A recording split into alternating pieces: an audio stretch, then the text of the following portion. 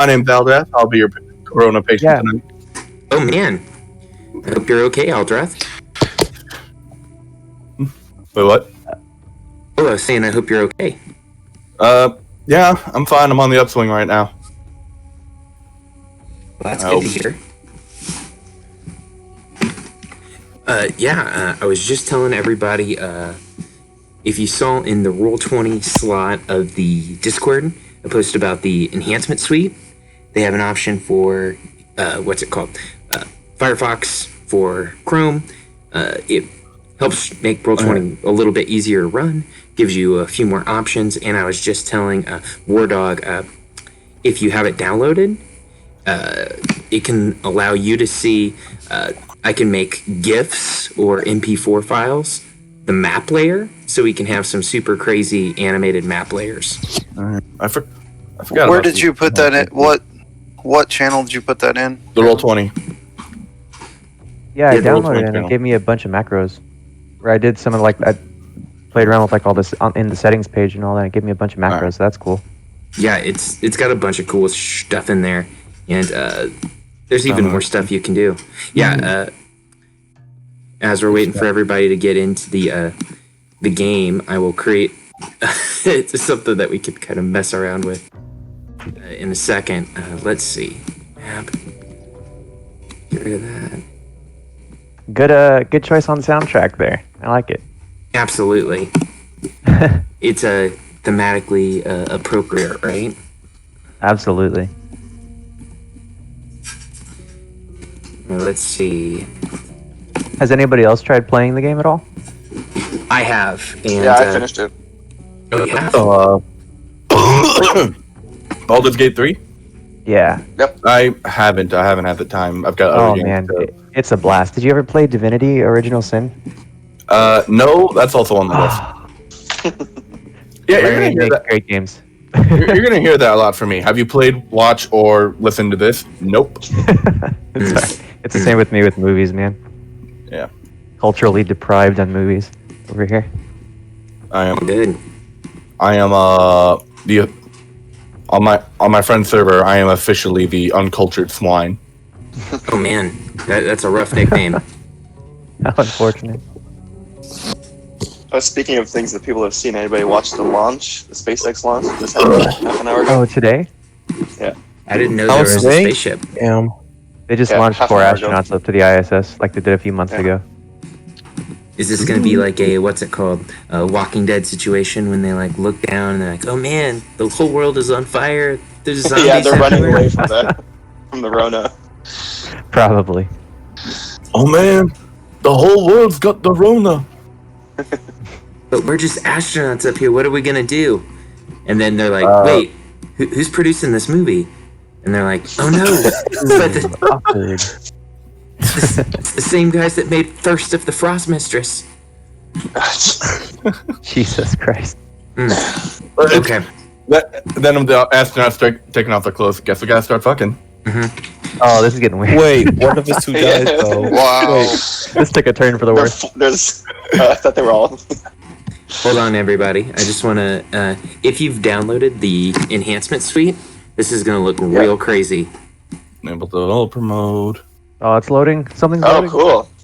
Click load, unpack. Oh, I gotta unpack it. Forgot. I can only see half of it because of the light thing. Gotta go in the middle.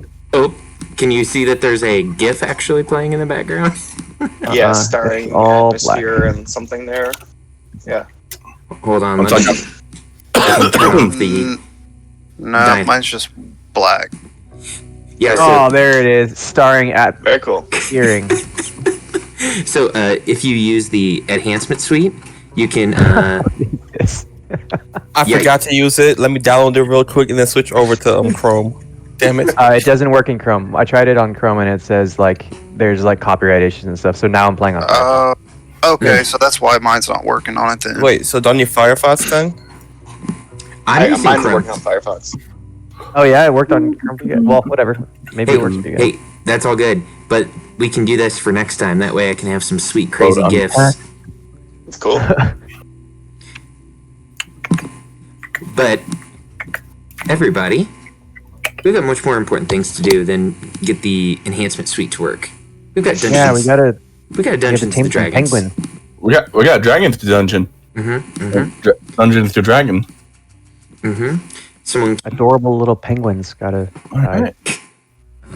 let me shift ping everybody. Okay, let me just see if that worked. I don't know. So I've been watching through those videos, the Crash Gem Roll20 tutorial videos. They're actually super useful. I figured out how to talk to myself instead of spamming the chat with. Oh man, my practice. I have even more that I discovered the other day from a guy who's like an API script master. I'm gonna not lie to you guys. I'm not a coder of any kind. I do not know how to do that sort of stuff. But there is a guy I found on the YouTubes. That's good, where all the cool people go to post the videos that they make. And I can post those as well. All right, like I said, you got it to work, Aldrath? I might have to I move. think so. It's like I'm loading into the game. I'm loaded in.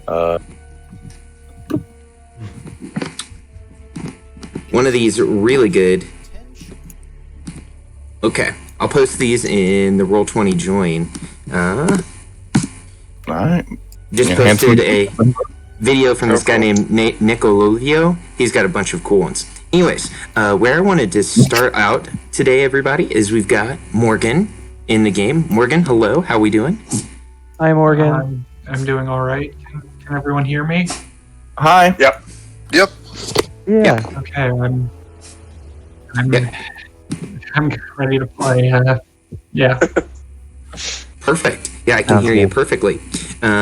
Also, everybody, I've got our stream going, and I use that to record the sessions. Not so much that I'm looking to become a Twitch or YouTube influencer or anything like that. I just like to record the sessions. That way, yeah, next Critical Role. I like to record the sessions so that way you guys can go back and if you're like, what exactly happened last time? I thought I took notes. Just want to make sure, and then you can like skip and buffer and all that good stuff, and we won't have the problem of memory leak. Hell yeah.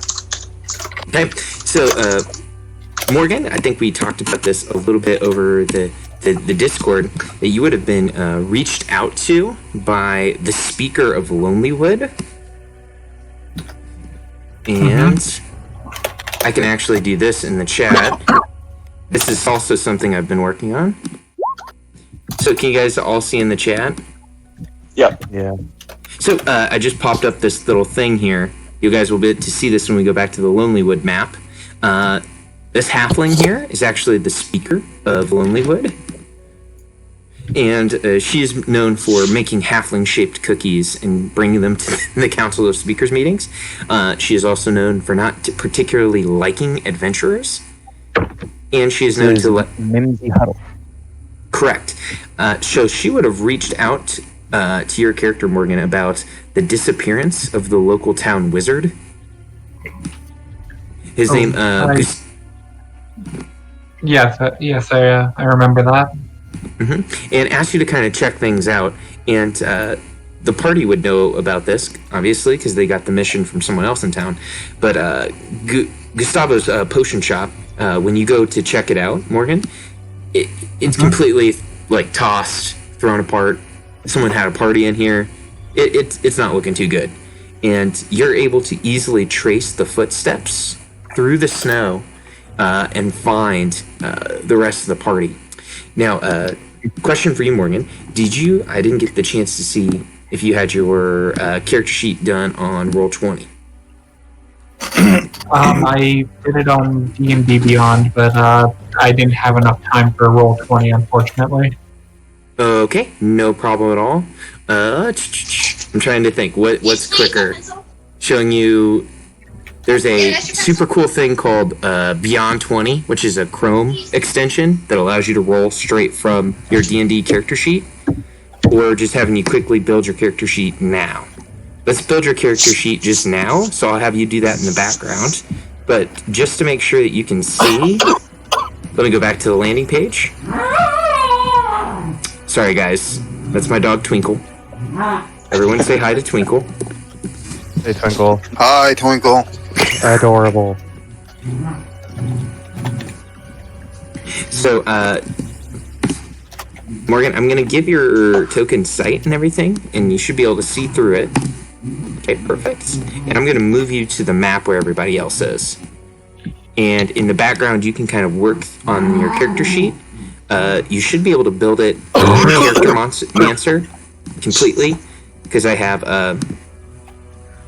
Artificer unlocked, I've got Goblin unlocked, I've got all of that goodness. Okay, so the party, kind of catching everybody up. Last time, you were given a mission by the bartender of the Lucky Liar here in Tin Towns that Wizard has gone missing.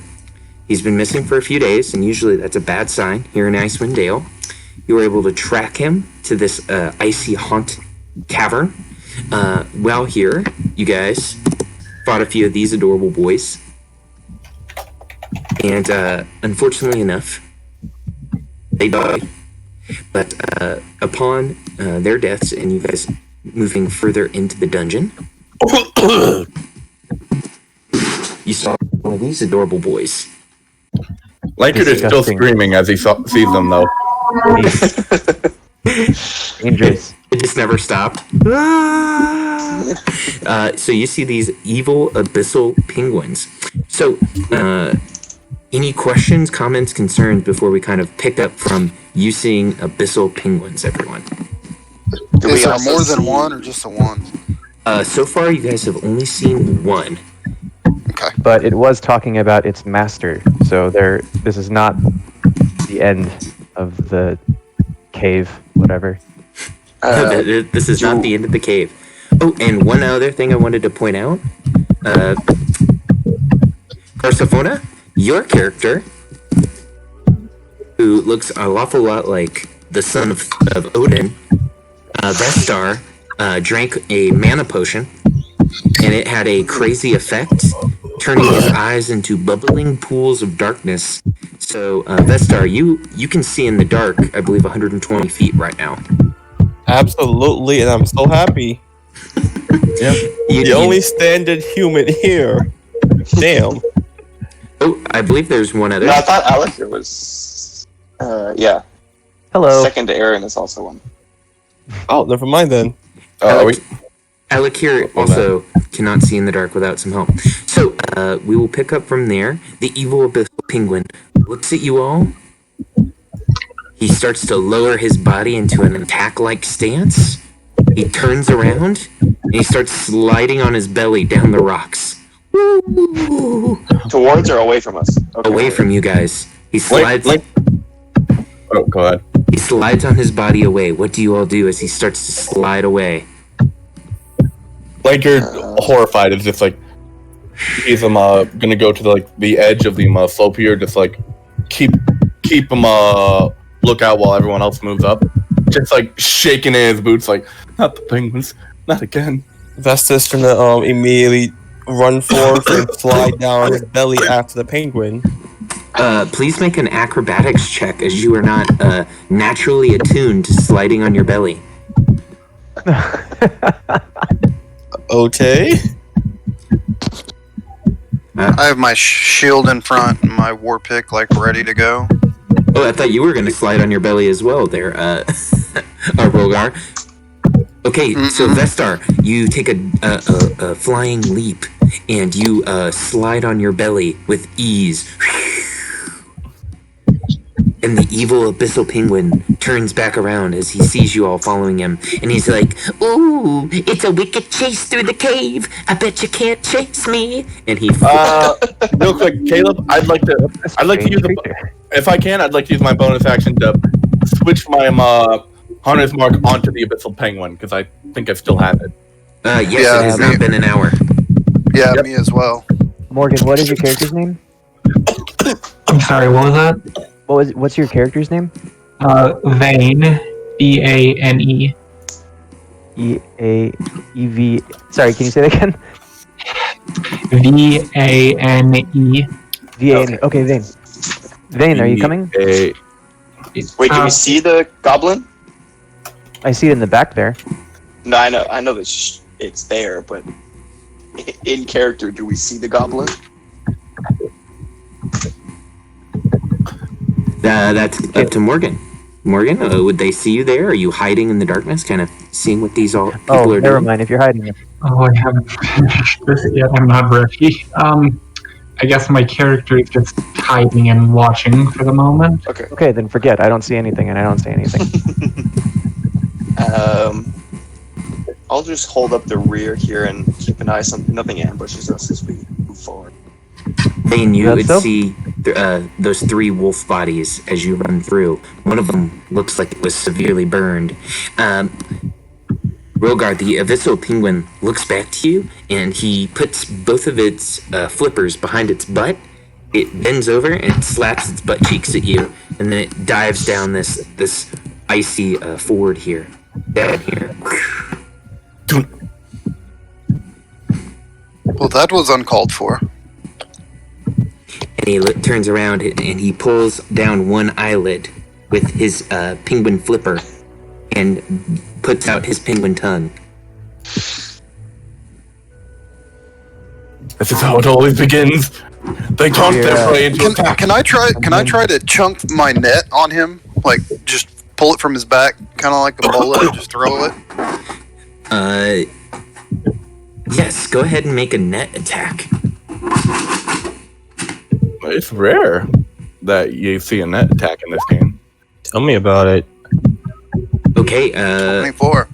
the net flies through the air, and I feel like I need to drag a net onto the map. Oh, wait, is he within range, actually? 20 feet. Let's see, that's 5 feet, and then 15 feet long range. Oops, sorry everybody. Don't worry about that. Yeah, so So I'd move up. So he's 15 feet away, and from the position you are in, a 13 hits the evil abyssal penguin. So either a 24 or a 13 hits him. Oh, okay, good. And Yeah, he's he like, just kind of pulls it tight, so it, like, kind of trips him. and Oh, then that's cool. and he's like, "Ah, I'm in a net." And the penguin turns to the broad side of the cave, and he starts making a low whistle sound. Lankard immediately starts shooting arrows. Okay, as you start shooting arrows, let me move this to back. I would like everyone to roll initiative. So, I believe if you click on your initiative buttons, we're gonna, basically this is only important for who wins initiative. I got a nat 20. But hold on, why is everyone killing animals? I did not sign up for this. Okay, the wolves I feel bad for, but you don't know about penguins, man. Penguins are dangerous creatures. They're adorable Alakir creatures. gets Okay? a sense that You have- this is an evil creature, and it must die. Bro, you haven't seen penguins in the Feywild, man. I've seen I'll say I'm not exclusively known for my penguin knowledge, but these aren't normal ones. And let's see.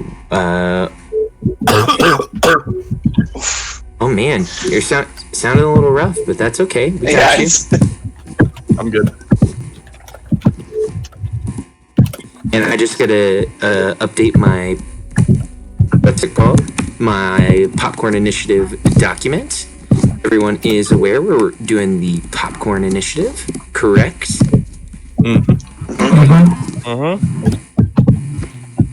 I like that. That was like a group. Okay, and does anyone off the bat just have some fight music saved? Otherwise, I'll just pull out some more fighty type music. Nothing here. Here, no problem. I got some already.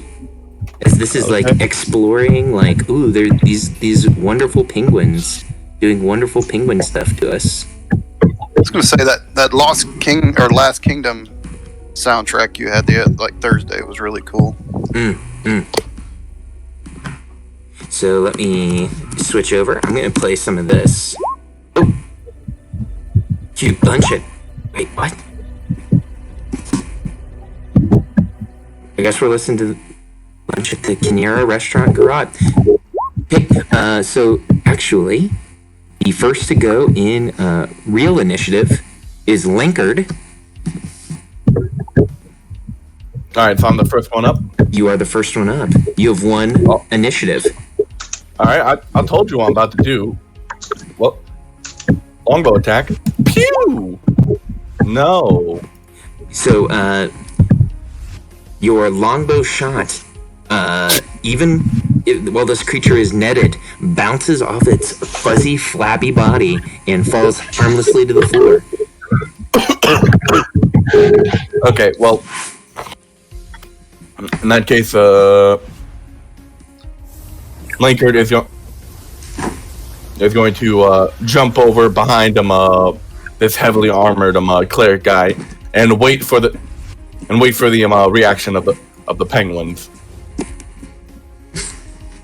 which is me throwing the initiative over to the penguins because I want to see what's about to happen. Okay, so the person that's going to take over the initiative is actually Dangerous Abyssal Penguin. And as a Dangerous Abyssal Penguin, you see that he has a fedora pulled low. He has one white glove, and you see that he is wearing some loafers. Oh no.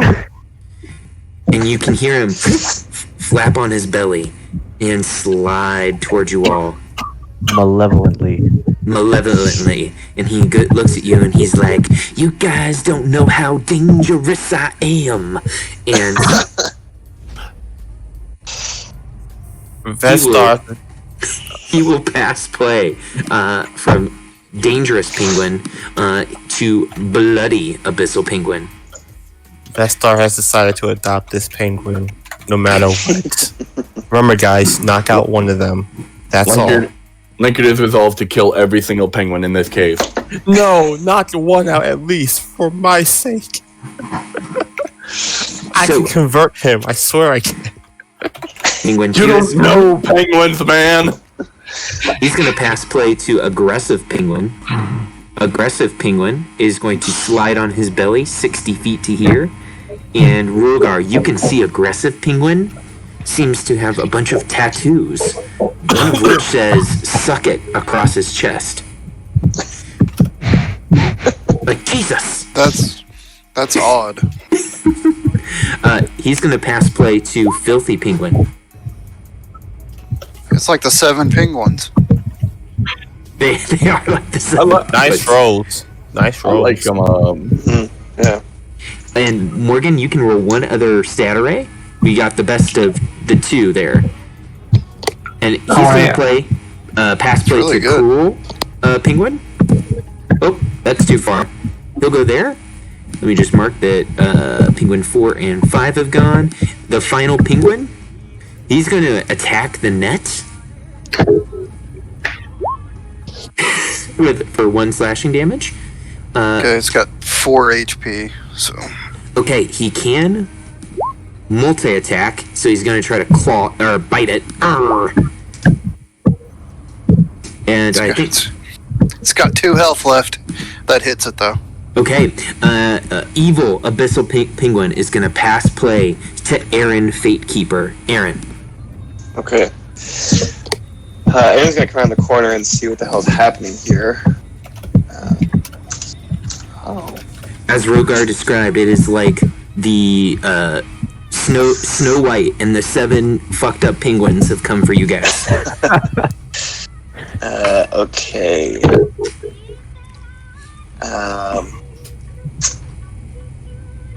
Okay, I'm gonna cast Create Bonfire.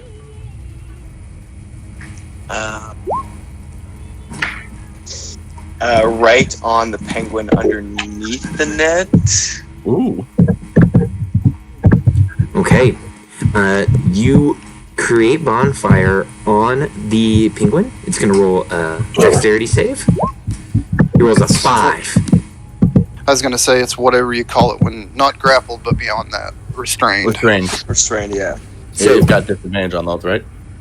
Yeah, so he's going to fail, and he'll take Yeah, 1 point of damage, but he looks at you, Aaron, and he says, I know that there was a famous bard that said the cold never bothered her anyway. But fire doesn't really bother me either. You can see how thick and chubby I am. And he like rubs his fat belly at you. Okay. Linker goes, such horrible chub. Yeah. I'll keep moving sort of this way. I think I can move to there. Right there. And that's it. Okay.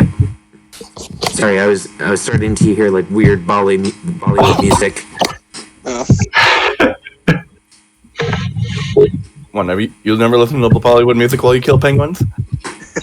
Sorry, my wife asked me to stop. Understandable. So, Aaron, who are you going to pass play to? Oh yeah, that's right. Did Rogar was the first one to go, right? Or was it Lankard? Lankard was the first to go. Okay. Do you have that I'll docs open it up. document? It should be up in the Resources, right? Yep, in the resources. If you open it, you guys should watch me. You can watch me click live. There we go. Resources. Okay. Perfect. Thanks. Okay, so I will pass to Rogar then, since he's right beside me. Okay. Since I've got Evil Abyssal Penguin is restrained, I will move Hunter's Mark to this one. And I will attack it with my War Pick. It gulps as you approach. It's like, "Whoa!" And it ducks out of the way of your war pick. Yeah, that was not good. There's some lucky penguins.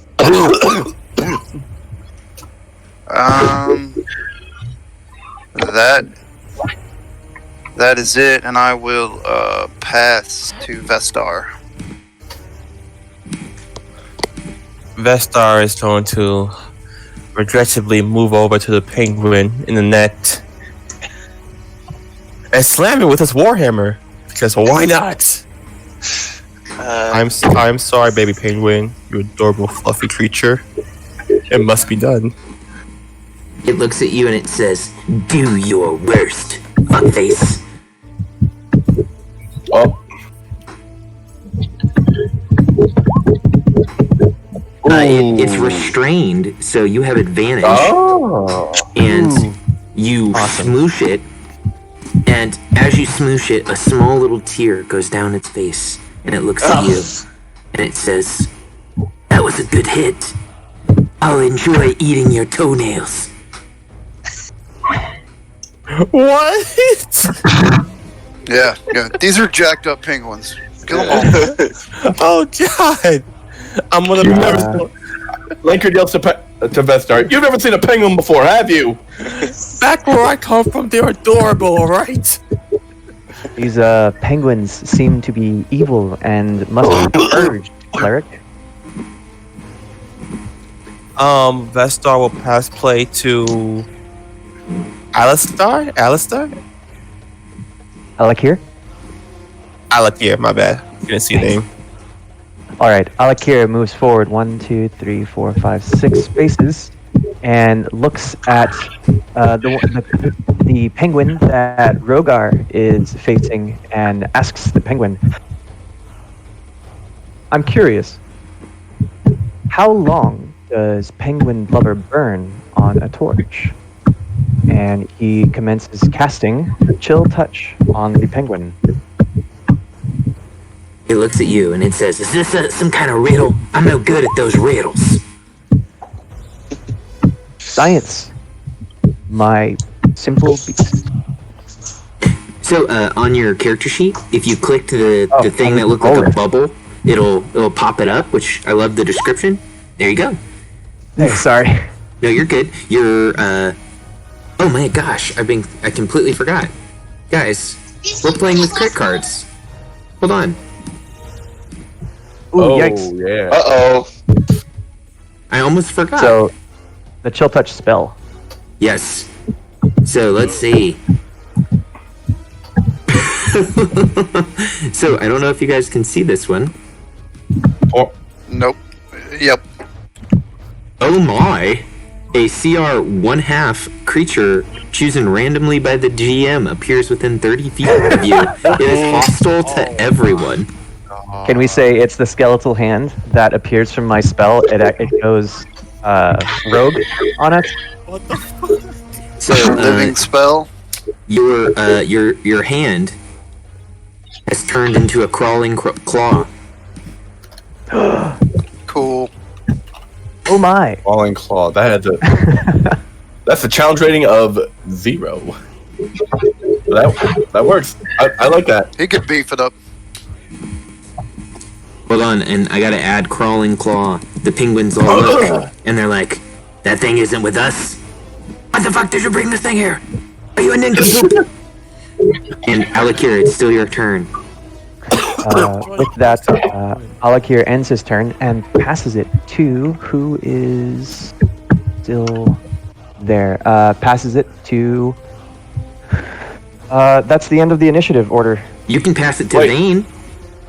Is Vane in combat right now with us? We don't know that Hey. he's there. Right? I hadn't rolled initiative yet. I was still building her well. Everyone was doing that. It's alright. Vane- Popcorn initiative. We pass it to whoever we want. Yeah, if There's you some rules in it, but if you're ready, they can pass it to what they think is the enemies, but it's actually you stealing the initiative. do you want to make your grand entrance? I mean, I can try. I won't be any good at it, but It's okay. You've got this. It's fine. all right then. I'll try and just move my character as far as I can in until I can see. And Yeah. What is that? A goblin? and with my tools, I'm going to kind of just light it and roll a firebolt, attack the nearest penguin I can see with my firebolt. Oh yeah, Uh, you can see a lot of them. I know the impressive one that's right here. Okay. Oh god, I'm really not familiar with the system. The Okay, aggressive, that was me last time. the aggressive abyssal penguin. Look how aggressive he is. He's got a tattoo on his stomach that says "Suck it." He also is wearing a cut-off tank top that says Metallica. You're like, what the fuck does that mean? Does he have a no regrets tattoo somewhere where the regrets Yeah. is spelled? Mm-hmm. No regrets. On one How flipper, do you he wanna has sing the letter? hate.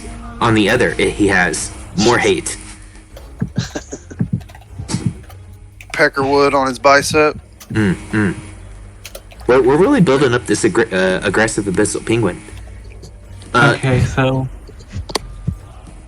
He just got out of prison. He's an Aryan Brotherhood penguin. Oh no! Oh no. Penguin Ooh, Brotherhood. yikes. It's alright. This is karma. We'll get it. It'll be better next round. alright, So Morgan, for a firebolt, I'm just gonna Yeah. pop open your character sheet. Right below your hit dice, you should see the word firebolt. If you mouse over that with your cursor and click, it'll roll firebolt directly to the chat. okay,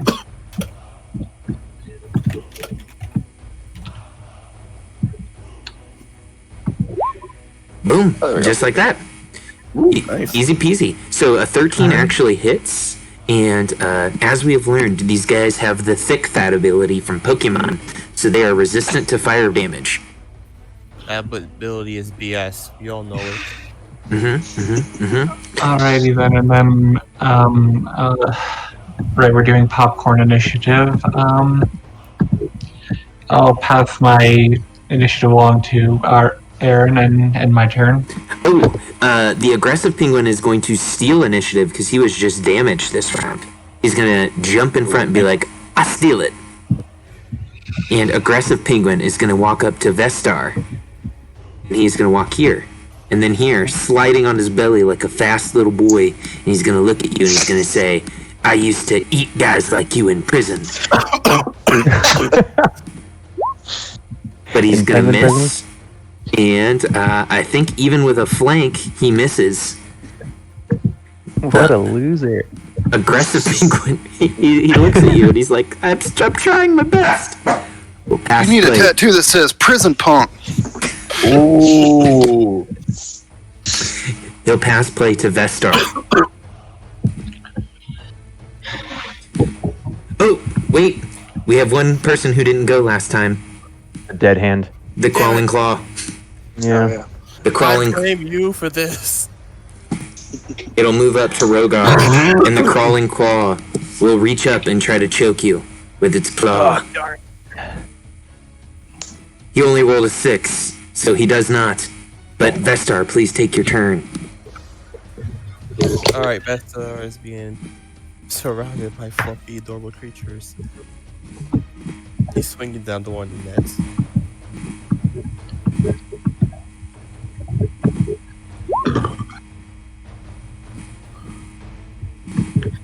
I just want That to pop. looks undead.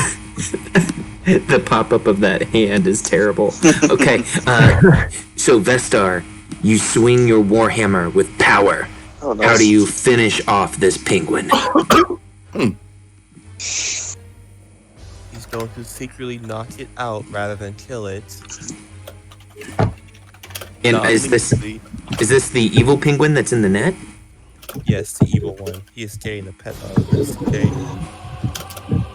Whoa. Music took a turn for the more intense. The penguin is knocked unconscious. And guys, if the music is too loud, you can go to Groovy and drag that a little bit more soft. That's way it's more ambiance and not so much.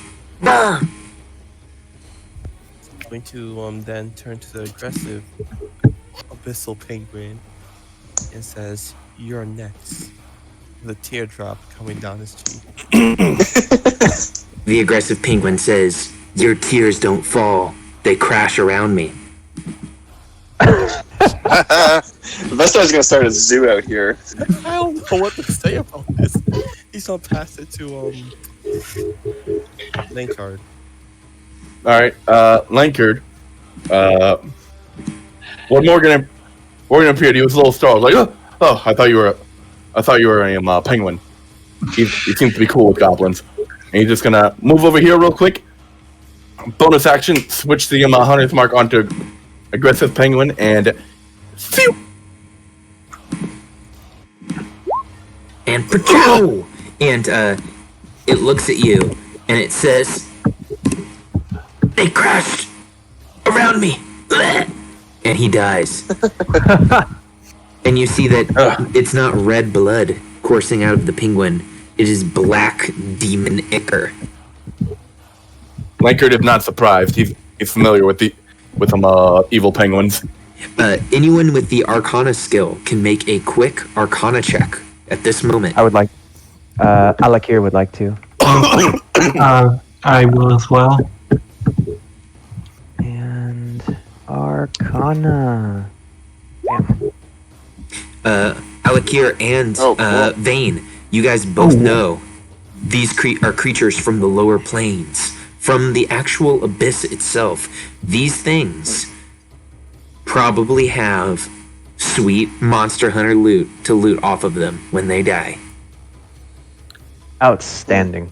Who was our harvester? It was Rogar or Lankard, right? One of the rangers? I think both of us actually. Yeah, We both I have think we both harvesting have. kits? I do too. Yeah. Excellent. Let's see. What's the You two are just great. harvested monster folder? I have +5 for harvesting. I think I do too, depending on what skill we This came gotta up use. last time, yeah. Yeah, exactly. Yeah. I should remember to get that document open. I know, guys, I'm hitting you with documents and websites and all sorts of other crazy shit. Dude, I'm cool with this, man. This is That's all right. nice. I've been meaning to get into a crunchier D&D game. The rangers are going to be very useful this campaign. It's a good campaign to pick a ranger. Yep. Yeah. If I die, I'm going druid. I once played a bard That's in Curse of Strahd, where everything is undead and enchantment spells don't really work on undead. That hurt. The DM just looked at you and said, "You want to play a bard?" What are you doing? Yeah. Dude, you should have won for the Michael Jackson subclass. You can cast Dance Macabre at will. Yeah. All right, who you passing it to, Linkard? Oh, yeah, I forgot. You know what? Rogar, take it away. All right, I will attempt to hit this penguin again. Ranger See Force. Ranger Force. The Abyssal Penguins look at each other and say, "Is that a copyright? Is Saban gonna sue us?" And as he turns around from asking, you pick him right in his little demon penguin brain, and he falls. Ugh. Oh no. Jason David Frank's gonna sue us. Probably. He needs money. That's actually why Aggressive Penguin died, because he copyrighted Tears Don't Fall. He did. He shamelessly And took it. I'm gonna take off toward. I'll move my hunter's mark and take off toward this penguin, taking my attack of opportunity if I need to, from the hand. The crawling claw reaches its tiny little fingies at you. It hits. Yikes. I think. No, misses. Misses. He would have almost got you, but he missed. I will pass to Aaron. Okay. Is this penguin dead or he's unconscious? Come here, Gimmel. Gimmel. I mean, technically, I secretly knocked him out, so he could appear dead to all of you. Those He looks little Yeah. those little markers next to their tokens are dope. Okay, then I will start to engage these further penguins, I guess, for now. I'll move, I guess, and I'm gonna just blast one. Now, you did move into melee range with this crawling claw, so Oh shoot, that's right. range attacks I'll will just have attack the claw, then. disadvantage. I'll attack the claw. Cool. There, I'll just swing at the claw. You kill the Ooh, claw. excellent. It reaches its fingers up at you to give you the bird, the one finger salute, and you chop it in twain. Okay. And I will keep moving then. Move to here. Get an eye on these guys. I don't see any other penguins or anything else. No, Right. and you haven't seen and you haven't heard any mention of the boss that these penguins are talking about. Out of character, we can't see the bloody or dangerous penguins in the low light. I can see them. Okay. Because I have dark vision, right? So I know you might not be able to see them, but I can see them. Yeah, I can see them actually. I don't know why. Oh, Okay. because of all the fires around. I Yeah, guess. there's fires back there, yeah. Okay. Yeah, you guys don't can think I have see that they have things spit roasting over the fires. You're not sure what they are from this distance, Okay. but they do have them. Interesting. I'm about to Okay. spit roast me a penguin over the fire. I think that's it for now. Who do you pass your turn to? Oh, let me pass my turn to. Aaron just went. There's. Why don't I pass my turn to Alakir? Can maybe do some work. Oh yeah, Caleb, would you mind changing my name to Alakir from Aaron on the document? Sorry about that. Whenever you get a chance. No problem. I can do that. And With then, no okay, issue. so Alakir looks at the abyssal penguin that Rogar is fighting, and he says, "Frigus tactus," and he casts Chill Touch again on that abyssal penguin, and he rolls a. Where are you? Oh no, spells, and Chill Touch. A 12, 12. will miss, but Oof. I want to give you guys the opportunity. I didn't write this in the box, and I know this is kind of freewheeling. To succeed at a cost. Ooh. So succeeding at a cost. So if you come up kind of short, So like 1 or 2 short on an attack roll, a skill check, a save. You can let me know if you want to succeed at a cost. I have a table. I recognize this. That I can roll on. It's like chance on Call of Cthulhu. This is more like Caleb's putting out a hook. There's a hook out there, and he's just waiting for you to bite it. Bite the hook. Bite the hook. Well, Alakir understands the importance of having power in this world, and he knows that he is just on the brink of hitting this abyssal penguin, and so he decides to channel a little bit of extra arcane energy into this attack to succeed, but at what cost? Okay, let's roll on the table and find out. Nice. I think this would be more akin to pushing a roll on Call of Cthulhu. That's it. Push it. Yep. Yeah. It's been a while since I played a COC game. Yeah. Okay, I was going to play this Friday, but my corona was really bad that time. 13 on a D50. No. What? Okay. So here's what happens. So you channel this extra bit of arcane magic, and you feel your connection to the weave has lowered slightly.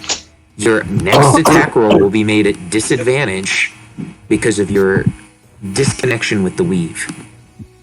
The over-channel thing that I kind of just did right now. Okay. Cool. But then, so what does that do in benefit, I guess? Does that give me a +1 to my roll or something, or? You have hit, and the creature says, that wasn't going to hit me. And the hand spins in space and grabs the creature's back, dealing it 4 points of necrotic damage. Excellent. And with that, Aaron passes his turn over to Vane, the goblin. The goblin. Okay, alright. Sorry, I was just trying to make everything. You're alright. Thank you for the help. With that being taken care of, I'm going to sort of just move down further, and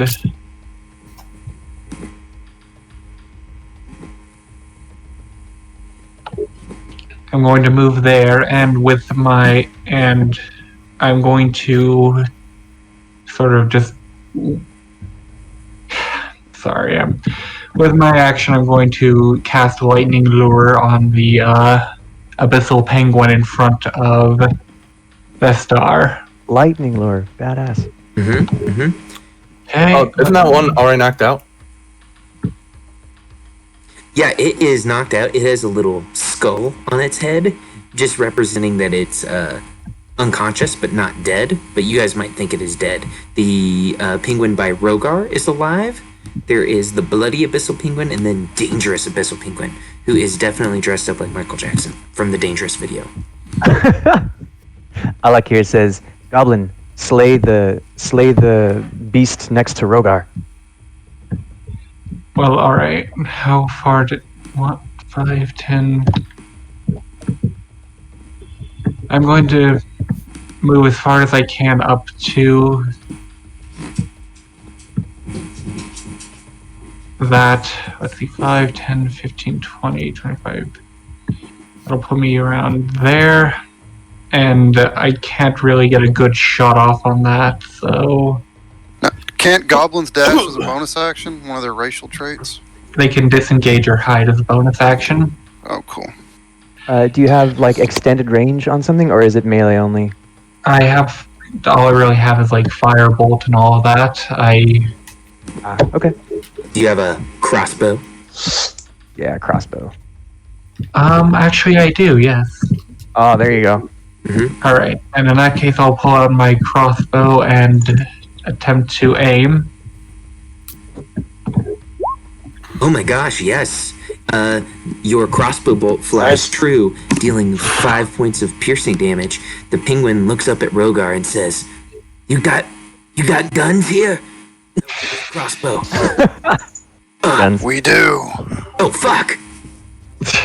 They're packing, boys! And you see the penguins look scared as they didn't bring their 9s to this gat attack. Their Glocks, their Uzis. Caleb writes down penguins with Uzis. Okay, Vane. Do you do anything else this round? Otherwise, the penguins will steal. That will be my turn for this round. This penguin goes for a bite on our friend Rogar. Ooh, a 23 for 3 points of piercing damage. As you feel its beak pierce into your skin, he whispers into your ear, "You taste like matcha ball chocolate." And then he claws you for another 3 damage. Oh, Still- penguins. Still just down to 3 temp HP. So my temp HP is holding true. He passes play to Dangerous Penguin.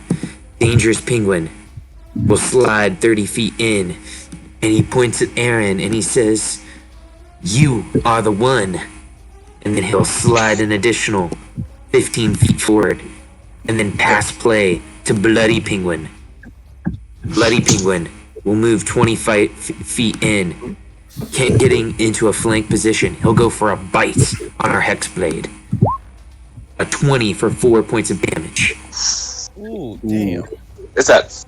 Oh, okay, that's if it was a crit, I would add the 1. Correct. He did not have advantage. Okay, cool. And then he goes for a claw. 9.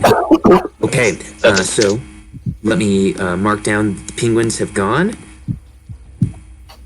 And most of the penguins are dead, so that helps out. So the penguin is going to pass play to Vestar. Vestar is gonna slightly like stroke Mr. Fluffy next to him, and then move in towards the penguin next to Aaron. He'll look at you and he'll say, "Your beard is quite fabulous." Oh, I thank you. And then he'll smash him with his hammer.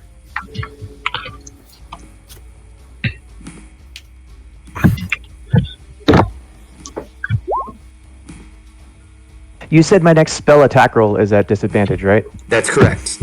Vestar, a 9 will miss.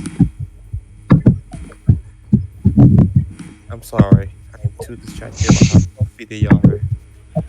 And as you felt the abyssal penguin, its fluffy feathers, it felt softer than a baby's bottom. Guys, Don't be distracted by their cuteness. They're demons. I am starting to too. I want them to too, animals. I found my ambition and my goals in life. Jesus. And he'll pass play to Rogar. Okay. Rogar will swing down on this guy. Alderoth, I think we're getting some feedback from your channel. Yeah, I'm hearing that too. Rogar, a 13. What does it sound like? It sounds like someone's playing bongos. Yeah, or Oh, that's typing not real me. loud. I hear it too. Oh, you I think heard it that's too?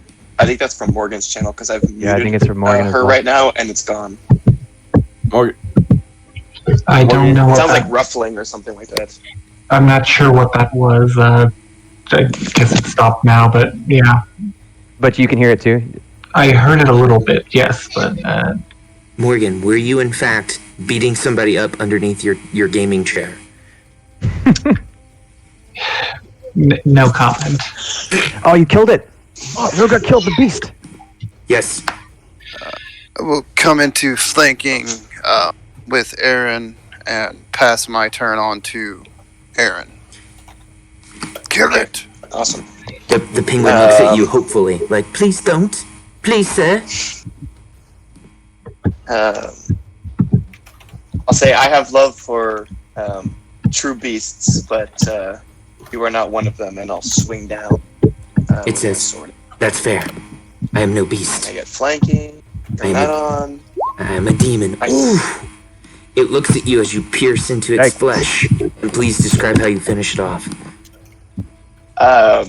I just sort of like slowly, just sort of like sadly, like you're like killing a child, sort of just like slowly slide it into them and just like throw them off my sword. As it falls to the ground, a handkerchief falls to the ground that says, I'm a demon. You don't have to feel bad for killing me. They just carry them around. And I'll get into flanking with Death Star, so it's a better chance next turn. And I'll pass it over to... let's pass it over to... Is Lankar gone yet? I haven't pass it this over to Lankar. round I'll yet. pass it over to Lankar. Okay.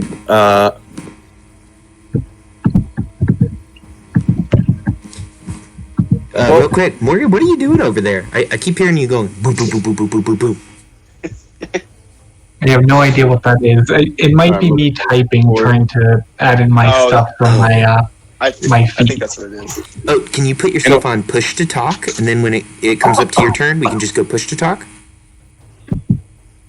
I'm not sure how to. I'm done typing everything. So yeah. Okay. All right. Okay, so Lanker is just going to move a little bit forward. I don't know if I had Dangerous Penguin marked yet, but just quick bonus action, mark him, and then we shoot. It looks at you and he says, I am dangerous. Don't you forget.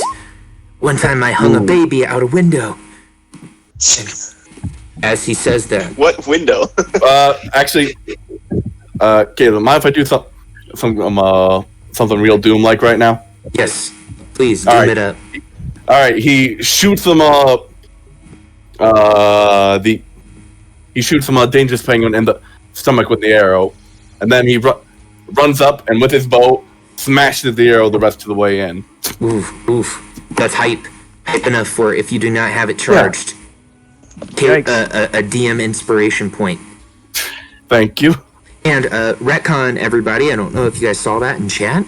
We can now store 3 inspiration points because inspiration can be used for more than just advantage. It can be used to interrupt in combat. So if you want to create a resource on your character sheet for inspiration, please do. Yeah, we're gonna need more than the yes/no inspiration thing. As you guys look around, you see 1, 2, 3, 4, 5, 6 dead penguins. I will hop over to the popcorn initiative sheet. I will clear the turn order because you guys have defeated the penguanos. Except for the one who seems to be knocked unconscious or bludgeoned to death, depending on from your current perspective, inside the net. So I was going to immediately go up to that penguin and just take him and just take it in his arms. Lankard ignores him and like takes a quick breath and then immediately starts going to work on him, harvesting up the penguins. I will start scouting out the rest of the cave to make sure we are clear. I'll do this. I'll accompany Rogar. That's cool. Yes, thank you. Okay, as you guys get closer to the fire, you see spitted over this fire. You see a pot here, number 1, that seems to have a boiling stew, and I couldn't find a good token representation here, but you think that there is a human body, or a humanoid body, spitted over this fire, roasting. On second This one? thought, never mind. The zoo can wait. I don't want these Interesting. penguins no more. Here's my best interpretation. I see it now. Cool. Cool. Yeah, he even taking burn damage, he just grabs it like barehanded, both hands, and just lifts the body off and sets it to the side. Oh, no, And I'll take burn damage if you want, because I just grabbed the fire poker and pulled the body off. oh, there was like sticks on the side that you could have like grabbed and thrown him. Okay. Yeah, he figured he just put his forearms on it and just picked it up, and I'll mark off the rest of my temp HP, saying that it kind of burns him. Take a Caleb inspiration point as you get burned by this fire on purpose. Okay. purifying flames. All right. So Lankard is staying behind. yeah, Linkard is he's going to start harvesting the penguins. Okay, these creatures are fiends. So, fiendish creatures, I believe it's a Arcana check to recognize what things To could potentially appraise. be harvested off of them. All right, step 1, appraise a monster. To appraise a monster, the DC of the check is equal to 8 plus the harvested monster's CR. These creatures, they are very basic demons. They are only CR 1/4, so you just need above a 9. And, Okay, above a 9. that's above a 9. Yep, these are similar to Feywild penguins. Well, similar enough. Let's get to cutting. So you know this from these creatures. If you really squeeze them out, dish rag style, you can get 1 vial of demon ichor. And if you have someone who is very proficient, demon hearts are extremely magical and mystical. They are, however, hard to harvest correctly. So from each of these creatures, you guys can try to harvest 1 vial of demon ichor and then 1 demon heart, both of which can be crafted into an item. That's proficient in harvesting kit, right? Not proficient in Arcana. Correct. You need to harvest these. Okay. Yeah, Do I Linkard feel? I was gonna say, do I feel that the cave for now is safe enough to help Linkard with the harvesting? Because if so, I'll go give the help action. Yeah, there's nothing that seems to pop out at you guys. Yes, I will go give assistance then to Linkard with his harvesting. Okay, so we're starting with penguin number 1. So Lankert and Vestar, this is a harvesting toolkit check. You can make this at advantage because you guys are both proficient. And of course, Vestar, does your god have a guidance thing you can help us with?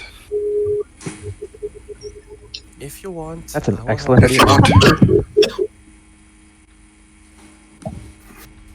Vestar will just slap a hand on his back. Here you go. Am I guidanced? you've been guidanced. You are guided by the light, my friend. Okay, I should really get Oh wait. So it's advantage plus D4. Yeah, I would just. All right, so here we go. Boop. Hey, Okay, let's see what we got Badass. here. that's a 26.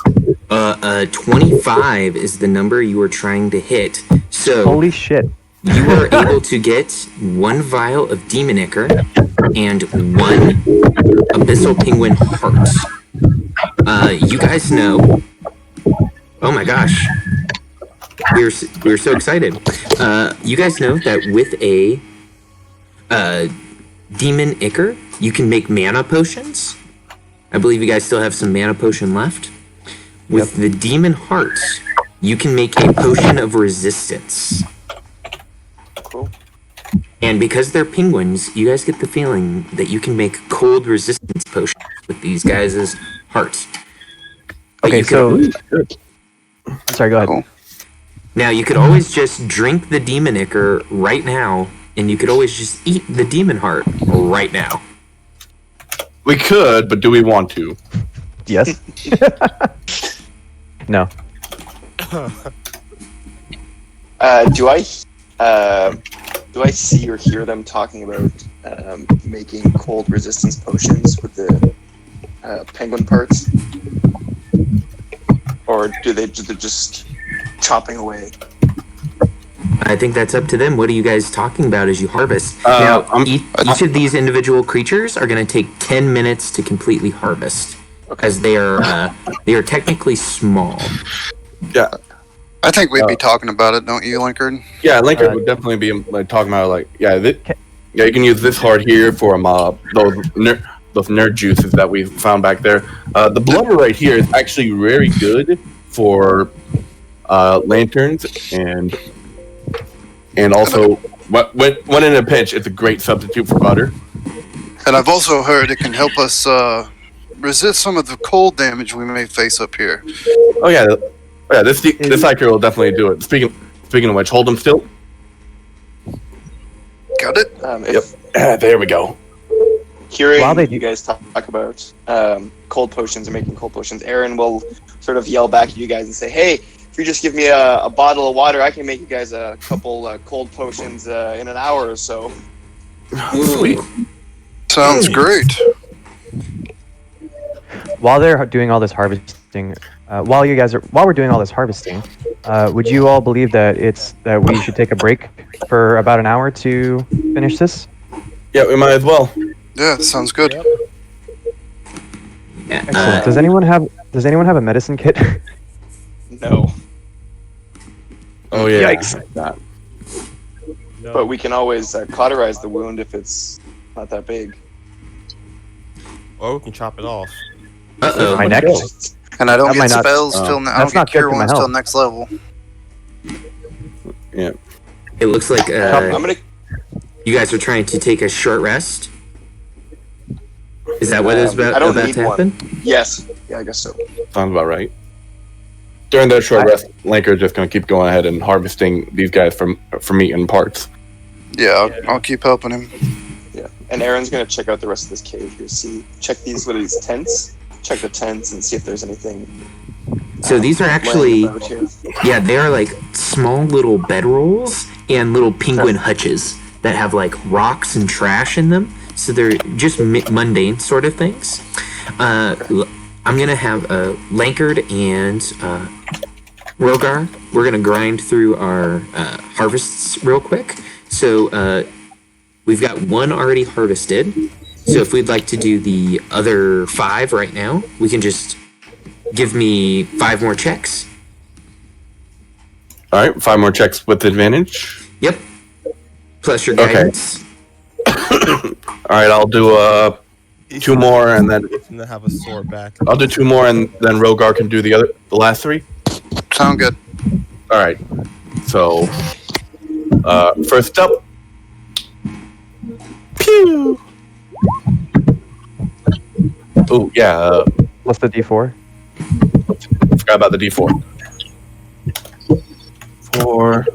There Hey, we just go. made it. So There it is. 2 vials, 2 hearts. Excellent. And 1 more. Now the question is, are you guys going to harvest the penguin that's in the net? Evil abyssal penguin. Okay, 26. You've been rolling really hot on these. 3 vials, Yeah. 3 hearts.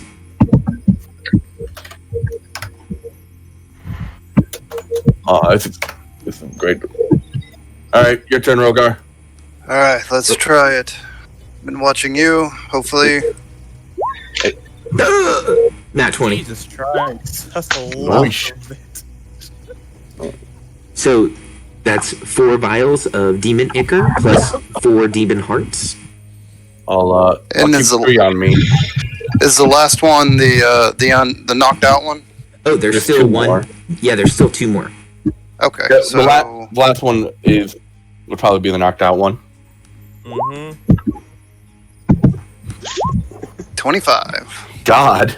So that's Wow. 5 vials of demon ichor. So you guys have to, like empty out like a wine bottle. You have to empty out a water skin and fill it with demon ichor as you like puncture these guys like a watermelon. And then you have the hearts kind of just like pumping in your hands. And because they're from the abyss, these hearts will still pump even after death. So now the Yeah. only thing that's left is the evil abyssal penguin in the net. As Rogar is doing it, he is like passing all of it off to Aaron. Be like, here, for potions. Yeah, It's like- science. Okay. Yeah, Lankard is holding one of the still beating hearts in his hand. He's just looking at it. I feel like the Unsteely had a book about this. You guys rolled really well. I mean, that's amazing. Yeah, You guys did great. And I think as we come to the last one, the one in the net, Lankard's like, all right, hang on, is this one still breathing? It appears it's still alive. I thought we killed it. Yeah. Can I wrap my net back up and like put it Yeah. behind my back where it was? Yes. Okay, Lankard's like, well, I mean, we can rectify that right now, and pulls out his short sword. best. Yes. I'm sure it was just a mistake that it's alive. Yeah. Yes, just do it. Yep. Linker is just like, all right, let's see. Right behind the head and. Yep. And Quick and it's, painless. it's unconscious and knocked out. So yep. Performs a And coup de grace. harvest. Yep. Let's go. 25. So you guys have 6 vials of demon ichor and 6 demon hearts. Does Rogar want to carry 3 vials and 3 hearts, and Yeah. Lankard hold the other? I am passing mine off to Aaron as I go. Lankard will hold on to them the 3 just in case. How much do they weigh? I'm glad you asked, because I have this. The hearts weigh 1 pound, and the vial of demon ichor weighs 1 pound. Ooh, this is a heavy. This is some dense liquid. So in order to craft these, you will need someone who is either an alchemist or an artificer to craft these into a potion. Oh. Okay. Good thing we So- have one. I think we have a couple of those, don't we? Aaron, are you good with alchemist supplies?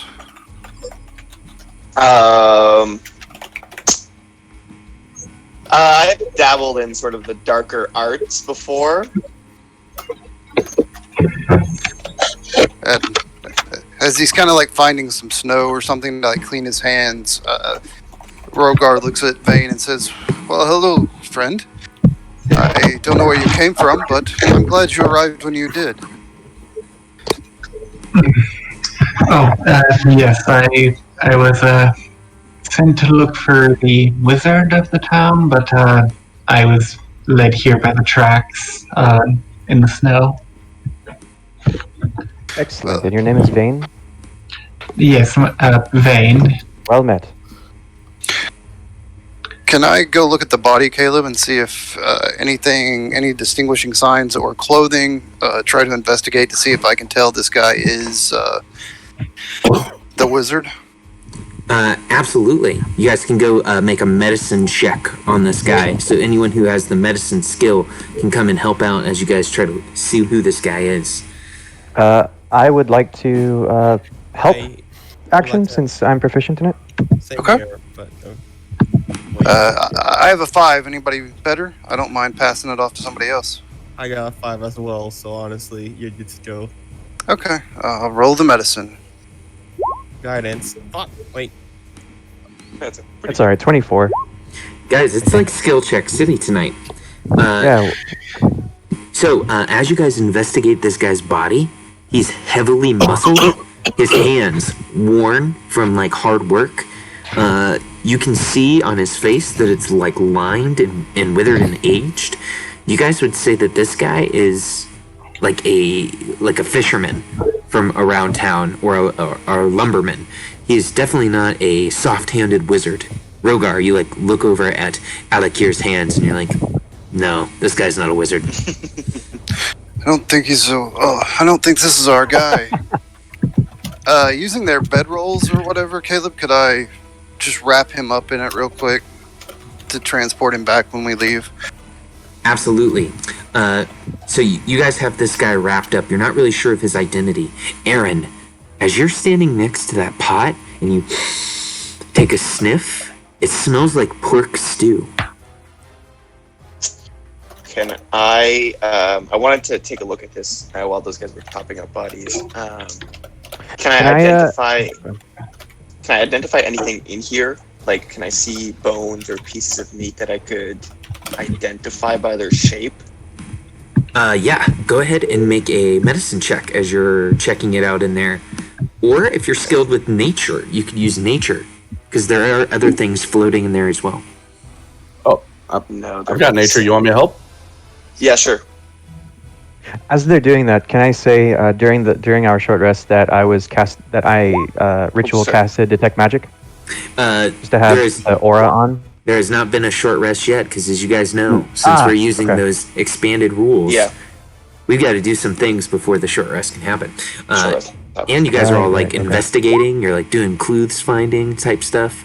So, Aaron, with Lankard's help, you identify a bunch of vegetables, first of all. So you find carrots, potatoes, celery, and onions. So these people knew that to make a good stew, you have to first make a mirepoix. You discovered that the broth definitely has hints of rosemary and definitely hints of thyme that you can point out. As you're like pulling out the pieces of meat, this is definitely not pork. This is a cubed up person that they have lured here and killed. Okay. I'll say, hey, if we're gonna take a short rest, we should take advantage of this meal that the penguins have prepared. It seems good, and I will take a ladle of it. I'll just eat a ladle. Lankard, who has been helping you with that, kind of looks at you like, I know I come from the Vale of the Long Night, and even we've never been that desperate. No, I mean, nonetheless, meat is meat. You know, once it's already there, you shouldn't waste. I mean, I agree. Lankard humans is taste like chicken too. I'm not going near that thing. Lankard is just going to go over. He's going to grab one of these spear-looking things over here, and he's just going to put a penguin on a spear and start roasting it over the fire. Okay. Would the party like to initiate short rest procedure? Yeah, let's do it. Yep. Yeah, I will me. basically right where I'm at, Caleb. I will like Rogar just sits kind of cross-legged and watches down this hallway. Okay, so time to do short rests over using the kind of the Giphy glyphs systems. So first things first, we need to set up a camp. So you guys know this is safe, dry land, and you are in a shelter, so the weather is clear. So our camping check DCs are going to be DC 10. Now, unfortunately enough, someone has used their bedroll. So if you have equipment such as a bedroll or a tent or appropriate camping tools, you have to make your checks with advantage. So this is DC 10, and you guys can kind of bullshit which skills you would like to use to help make the camp, but at least one person in the party has to make a survival check against the camping DC to help you guys make a successful camp. Lankard has proficiency in. He has a 5 in survival, so Thank God. he'll definitely throw out a bedroll to take a quick nap on, and then I'll throw out the bedroll and then start making the survival check. Okay, so we have one success. So that's a 21. Okay, so we know Lankard is seeming like taking a little snoozy. What would Vane be doing in the short rest? Still trying to look for the wizard and having access to it. She's going to spend the hour of sorts ritual casting detect magic to see if there's anything sort of around the area. Okay, so let me look here, because useful spells when you're setting up a camp. Okay, these can generate a immediate success. So we'll come back to you, but your detect magic is going to give you an automatic success. So we have 2. So Alkair, what would your activity be for setting up camp? There's nothing that I can do right now without a medicine kit in order to recover my exhaustion level, is there? There are. If you get magical healing, instead of recovering hit points, you can use that magical healing to seal your wound. Okay, I don't think I have any healing potions or any healing magic like that, so I can just say that I'm going to sleep. You can also use... let's see here. We're just setting up the camp. We're not. Yeah, we haven't done any of the good stuff yet. This is just setting up the camp. Ah, I see. I don't have any interesting spells like alarm or anything to. can do alarm. You can use create bonfire, create food and water, create and destroy water, good berry. There's a lot of other I'll ones. do create bonfire then. Yeah, nothing Aaron of will those throw right it now. into the bonfire. So we know that I can't really do Aaron- much to help out. Oh, and you can kind of bullshit which skill that you think would be helpful here. Like, they give 3 examples: athletics to help move something heavy, nature to help find good wood for campfires, animal handling. There's all sorts of Yeah, this is just up to you for your bullshit power here. DM, can I use athletics to Okay. move debris away from us? You know, Oh yeah, sort of barricade in case something were trying to get us at night. yes, please go ahead and make me an athletics check. It's DC. Oh yeah. So far 4 successes. Oh, do you guys need me to resend you guys the short rest document? No, Oh no, it's in a resource. Okay. I'll say I can make a nature check in order to determine effective ways to use ice to make an. I don't know. I really don't have much. Yes. I'll find the warmest place in the area in order to tell everyone that, hey, this is a good place to take a nap for a second. It's less cold here, I guess. Yes, please That's do. it. Okay. Nature check. Nat 20. Oh, nice. I make the area warmer. You tell everyone, hey guys, we shouldn't stand by the opening to the cave. Let's all huddle over here by this like enclave. Okay, and then so that's 5 of 6. So Rogar, how are you going to help set up the camp? Rogar will use his carpenter's tools and what wood, since I can actually build a shelter with carpenter's tools, according to Xanathars. I will use that to get everybody where they're not sleeping on the ground. Makeshift little cots. I forgot that there was other rules in Xanathars besides class stuff. So we don't have to sleep on trash in the little huts. That's cool. Thanks. Let's see what we got. Okay, so you guys have set up a perfect camp. No failures here. So activity checks are DC 5. So that's to gonna be succeed easy. in your activity check, you just have to roll a 5 or higher. Okay. So tell me, you guys have made camp. What do you guys do next? I think Rogar, you said you wanted to be the lookout, correct? Like you want to make sure no one. Well, knowing that, remembering that Alakir has exhaustion, I would like to use my medicine kit, even burning a use of my tireless, which I have 1 use left, if I need to burn it just to help him with his exhaustion level, and my medicine kit. Go ahead and roll me a medicine DC 5. Can I Okay. help him since I'm being helped and I am proficient in medicine? No, because you are the one being Okay. medicined on. And if you've Yeah. ever been to the Okay. hospital, they're like, stop, I'm the doctor. Yeah. Oh, come on. Doctors perform surgery on themselves. Okay, you're right. He closes your open wound with his medicine check. And that enables you to forego your level of exhaustion for now. So you can take that away for now. Thank you. All right. So Thank you, Vesta. You're welcome.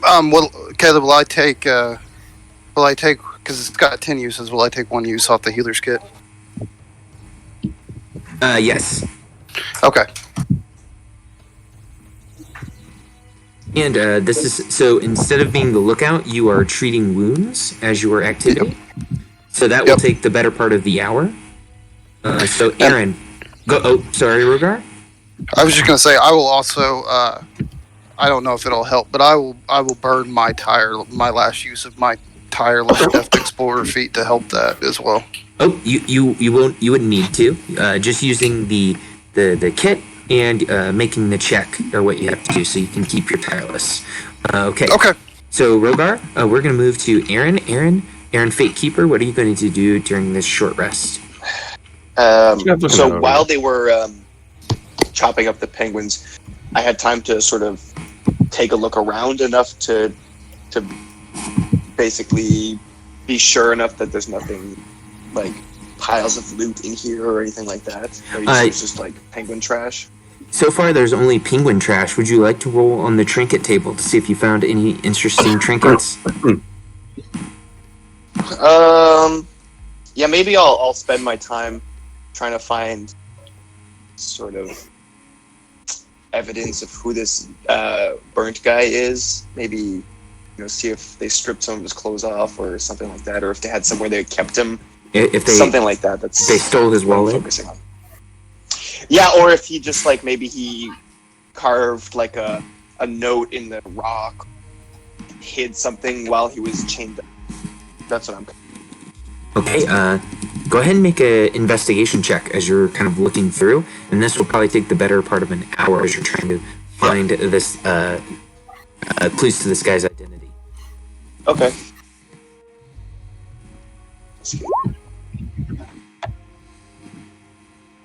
Okay, DC 5, because, that was the activities check. Yep. You find in one of the penguin stash that this guy actually had a diary.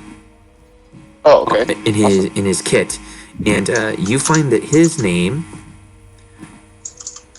creating a side quest for you guys.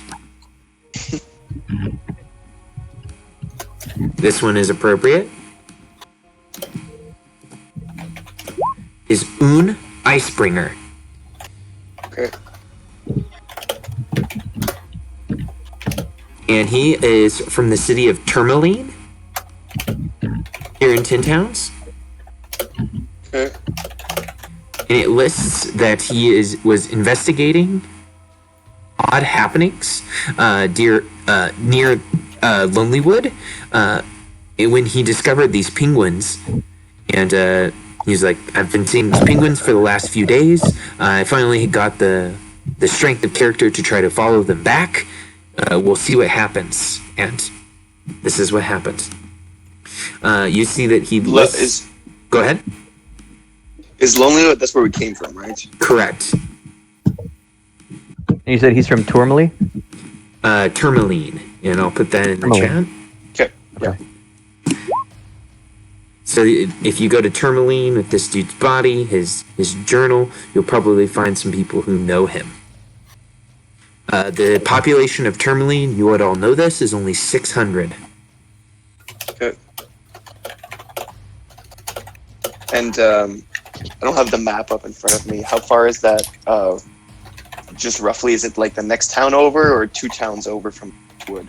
It is the closest town to Lonelywood. Okay. It is a 2-hour travel time if you go, the fastest way possible. We need to return him, I believe, to his family. Yeah.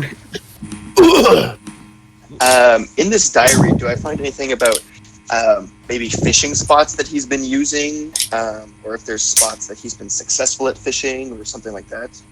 Oh, the knucklehead trouts. It lists that he has been fishing near Lonelywood, so he's been making the travel from Tourmaline to Lonelywood. Okay. And he has some spots listed. Okay. If we were doing a hex crawl, I would tell you exactly what hex he was. But some spots in Mare Dualden that he has kind of carved through the ice and turned into a good place to do some knucklehead trout fishing. Awesome. Okay. Perfect. That's what I'm doing with my... Okay. Love it, love it, love it. Vane, what would you be doing in this moment? Because you're with all these strangers, they're carving up penguins.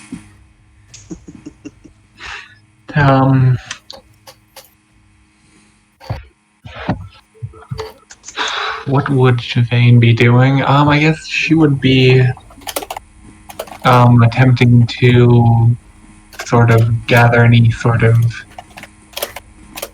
resources that might be valuable to the party that might not be needed by anyone else in the cave, or just in general, just looking around for useful things. Okay, so you're just trying to find something that may be useful?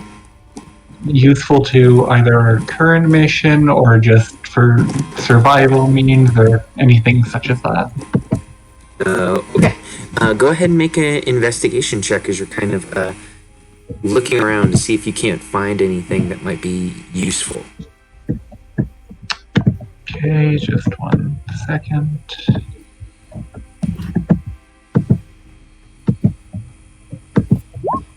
Okay, and it's only DC 5, so rolling a 7 is not a bad thing. So, let me go ahead and roll real quick. Okay, I need to roll on my D40 table.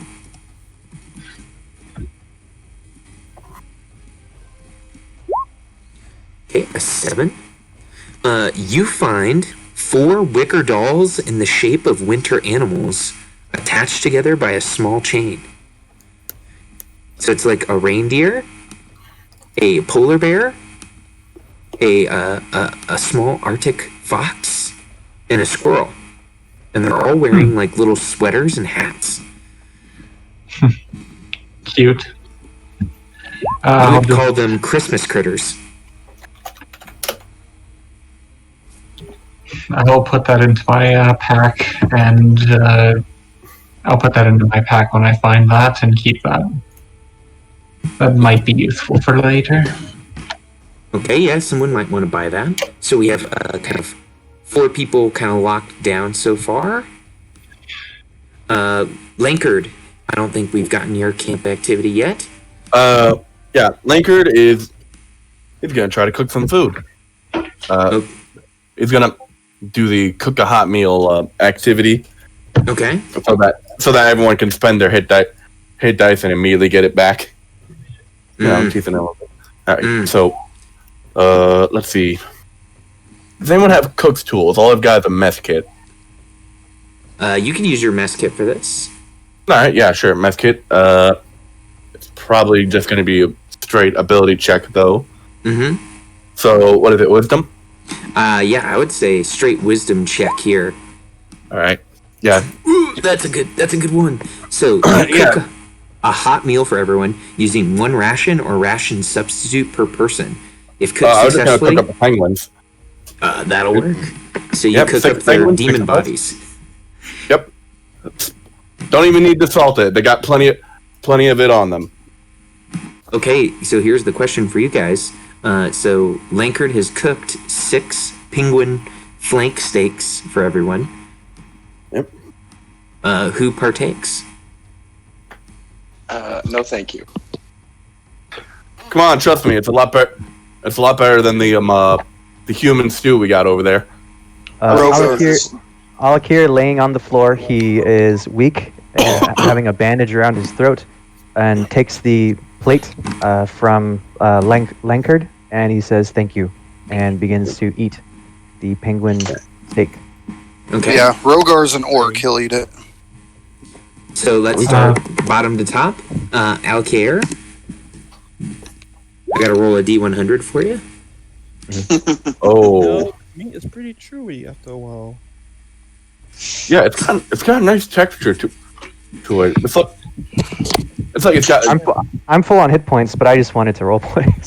So Alkair, your legs grow as you start eating. So everyone sees your legs grow. You hear bones stretching and cracking, and they extend out from the bottom of your pants. What was your height before, you would say? 6 feet. So you are now 6'6".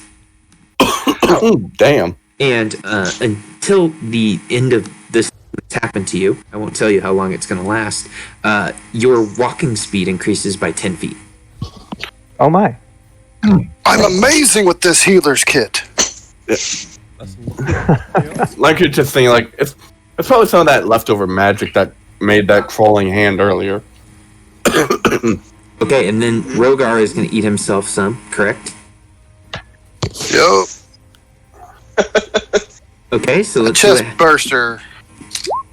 Okay, 76. Some of these are good and some of these are bad. Is this taken from the Avernus adventure? Yes. Is that where these were originally from? Yeah. If you're eating, there's a huge demon Ecker table. So you rolled I've a encountered this before. 76. Okay. Everyone sees Rogar, who is like this, like buff, like jacked orc, like strong.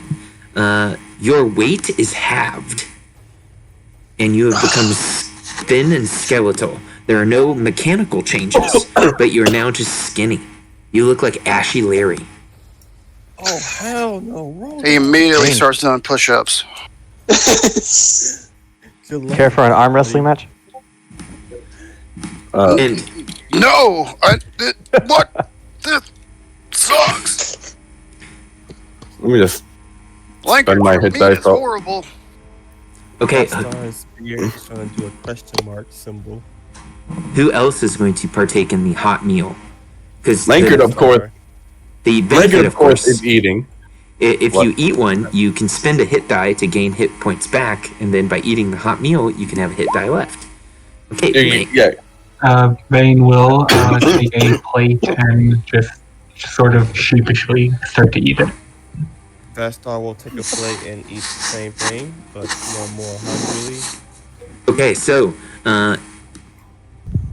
Lankard, Mm-hmm. as you eat, your eyes become beacons, filling with a 15-foot cone of dim light when they are open. Holy shit. So you got dark So vision for a awesome. little bit? Nah, I have dark vision. Sure. I'm shooting a cone of dim light out of my eyes.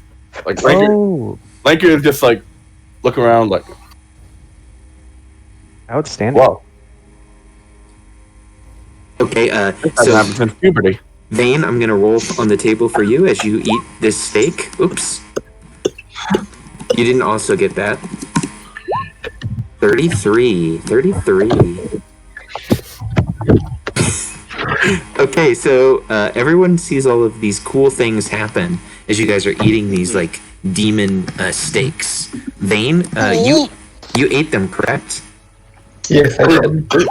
Your ears tear free from your head and scurry away. What the? Whoa. Oh my god. Lankard will. You're no longer allowed to cook! Well, what the? He's just gonna go after the ears. Like, what the heck? Seems we're go- It's going to seems that we're slowly going to pan. generate an entire person with a skeletal hand and runaway ears. Just going to panic in quiet fear and just. Yeah. So, Vane, you are deafened, but you can still see everyone's mouths moving. And you can tell what's going on, because I'm going to say you can read their lips. I think we have one more person who has to eat, correct? I think Vestar is going to eat a steak.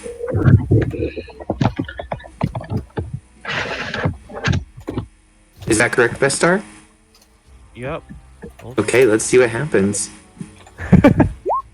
88. Vestar sounds stupid. Never get to get high. Vestar, first your eyes became black pools of darkness. Now, you also have something happen to your ears. Wow, he can fly. Oh my god! I believe I can fly. He's becoming like a Dumbo? transformer. Yeah, I'm Dumbo. Viking Dumbo. Have you ever thought about studying transmutation? You know what? Has Lankard caught Vale's eyes yet? I mean ears. I I mean Vane. Vane, Sorry. your ears are just kind of sitting there looking at you. They have gained little feets and toesies. Can I try to make a check to see how long until I can get my pump back? You guys will have to make an Arcana check at disadvantage to figure out how long these things will last. Smart people.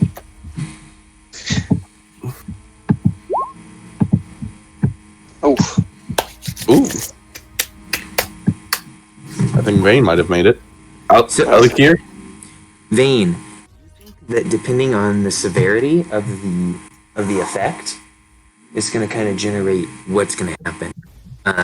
And it seems that these positive effects are probably going to wear off a lot quicker than the negative ones. Oh no. May I try? Maybe Alakir has studied some demonology with his time in Thay. Absolutely. So, I think working together, you guys think that the eyeball effects will probably end after a long rest. The effects making Rogar thin will probably end after a long rest. You get the Thank feeling God. that Vane's effects will probably take a 10-day to finish. Oh, Oh, Lord. no. You're just gonna be walking around with your ears in your pocket. Oh, this is terrible. hey, but at least you're immune to some spells. You just have to shout at people and be like, "What? What? You know- What'd you say?" We got 3 dead wolves like 100 yards away from us. Why did we not go cut them up and cook the wolves? Because we were. I was thinking about I mean, that. Because because we were I felt harassed by bad for penguins. killing the wolves. I didn't feel bad for killing the penguins. We'll do it on the way out. Slightly feel bad killing penguins. But everyone who If- ate one, you gained a hit die back, so that's also a positive. If Aaron Yeah, eats I the don't have ears. if Aaron eats so defeated. What? the penguin stew, does that have the same effect, or is that not like we didn't cook that, so it doesn't count? You guys didn't cook it, so it wouldn't count. But you guys could eat it, so you could eat, human stew, so everyone knows that happened. Aaron's just gonna use her hit dice. Okay. So everyone can know that you eat people. So we learned a lesson. We no longer eat demon meat. Well, you aren't. I'm fine, man. I can see better now. I've That always is wanted true, to be taller. because- Happy. In the dark, they will definitely shoot you first. So that is fine. yeah. Oh no, I can still see them better probably. You'll just have It's to all close your faster eyes with- while sneaking But around. you look like walking around with a lantern in the dark. You know what? That's a good point. That's a good point. It's Thing fine. is, though, they had these campfires around lit when we came in, so they were a lot more illuminated. Yeah. Maybe they have Sure. campfires too, It's like fine. further down. God, Well- this looks like really good. Okay.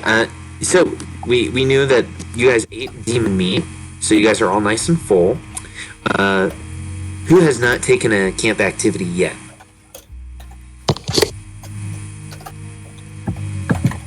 think we all have. Being healed is my action, right? No, you can still take a camp activity.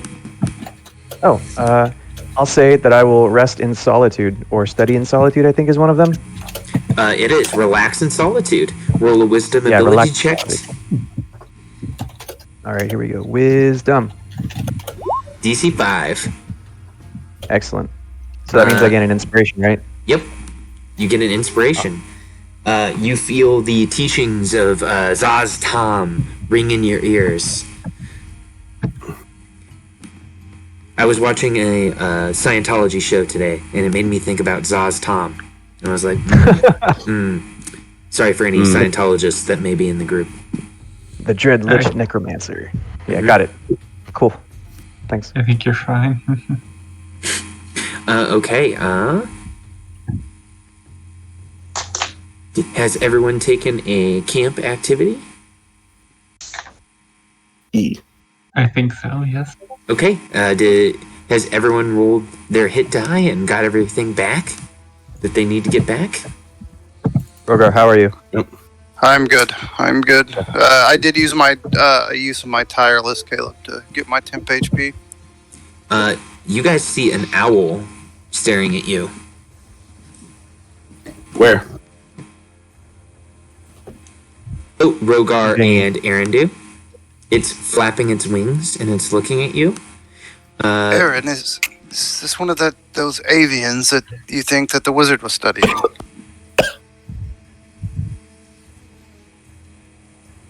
Alakir, Well, I don't have 10 minutes. Alakir starts casting Detect Magic as a ritual. If depending on whether he has enough time or not, he starts doing it anyways. Yeah, you guys could have cast that towards the end of the camp, so you guys could have Detect Magic up. Okay. Alakir focuses. Oh no, I don't see him yet. Disregard. Forget I said anything. Just Detect Magic. Is the owl clearly looking at us? Yes. And Aaron, as a warlock, Yeah. you would be able to recognize this type of creature very easily, because I think that they look different. This is a familiar. Yeah, they do have like signs that they've been summoned by the caster or whatever. Okay, I'll sort of whisper that to Rogar, the information. I'll say, this creature's been here to spy on us. Let's keep our wits about us. Someone obviously expects us. Okay. And I'll turn to the owl and say, well, why don't you show us where you want us to go? It will. To the owl. It will caw. Caw. And Rogar will like beckon the rest of the group to come with us. Hey, what's that cawing? Is there like an owl in here or something? Hoot. Hoot, hoot, hoot. You want to add it to? Does Vestar want to add it to the collection? Hell yeah. Oh, hey. Have we finished exploring this cave? Yeah, I think that's it. Oh, you see that there's, just trash and that type of stuff remaining, and the owl will fly lazily this way, ushering you all into this section of the cave. As you all can start to enter, I gotta put a little light coming from Lankert that you can all see, because as long as his eyes are open, you guys can see. Badass. I think that would be represented this way. Oh, that's cool. Okay, yeah, that's cool. So, on the floor, you guys, number one, see a frozen axe beak. Like, it's frozen. Like, body is completely cold and white, and it has a large bite mark off of it. Sorry, can you repeat that? A large white mark? It's white, and it's like a large bite mark taken out of its neck. And then sitting next to it is the quite opposite of the other body you guys found. A elven, robed, wizard type, very smooth skin, lying frozen on the ground. Looking at the bite, Caleb, could I make some kind of check to see if I could recognize what bit it?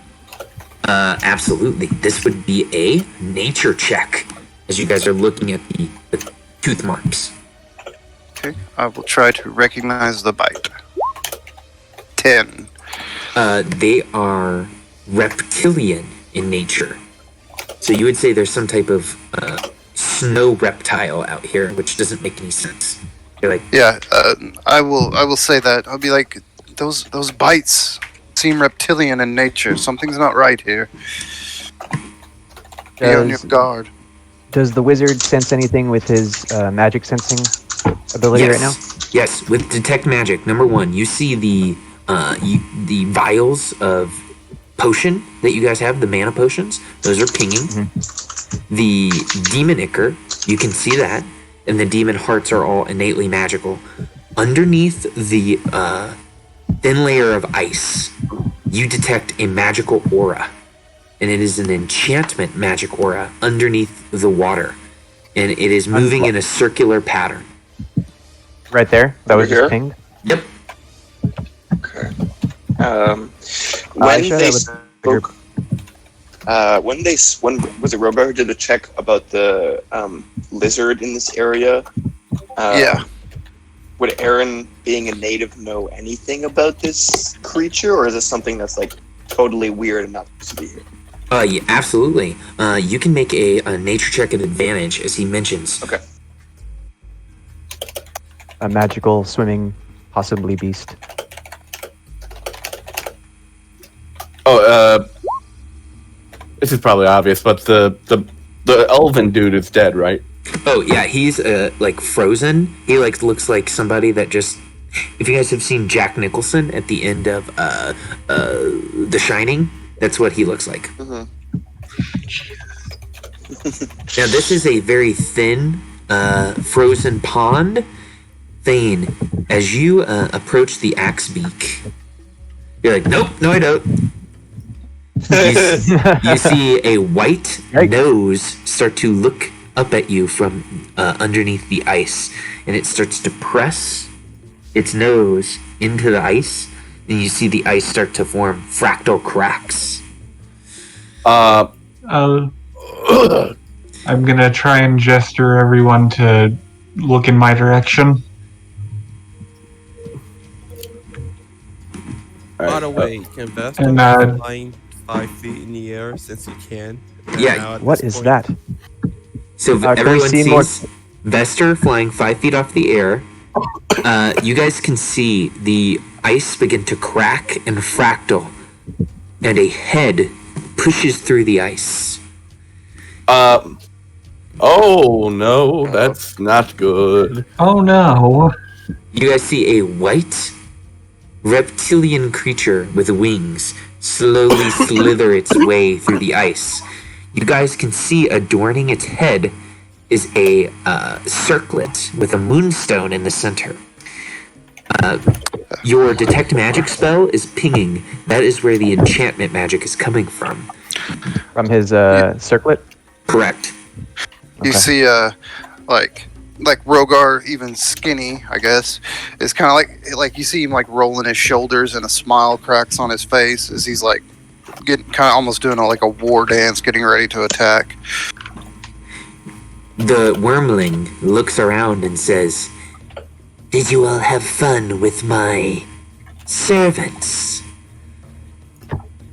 The Frost Maiden taught me how to summon them." And it like crawls onto the ice and kind of stands here. Lankard's gonna take a step back. Ah, you were taught by the Frost Maiden. It has sent me visions. You see, I couldn't always speak like this and so clearly. But the maiden said, this one, and she like points her talon at the wizard.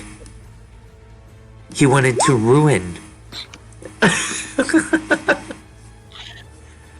her fun.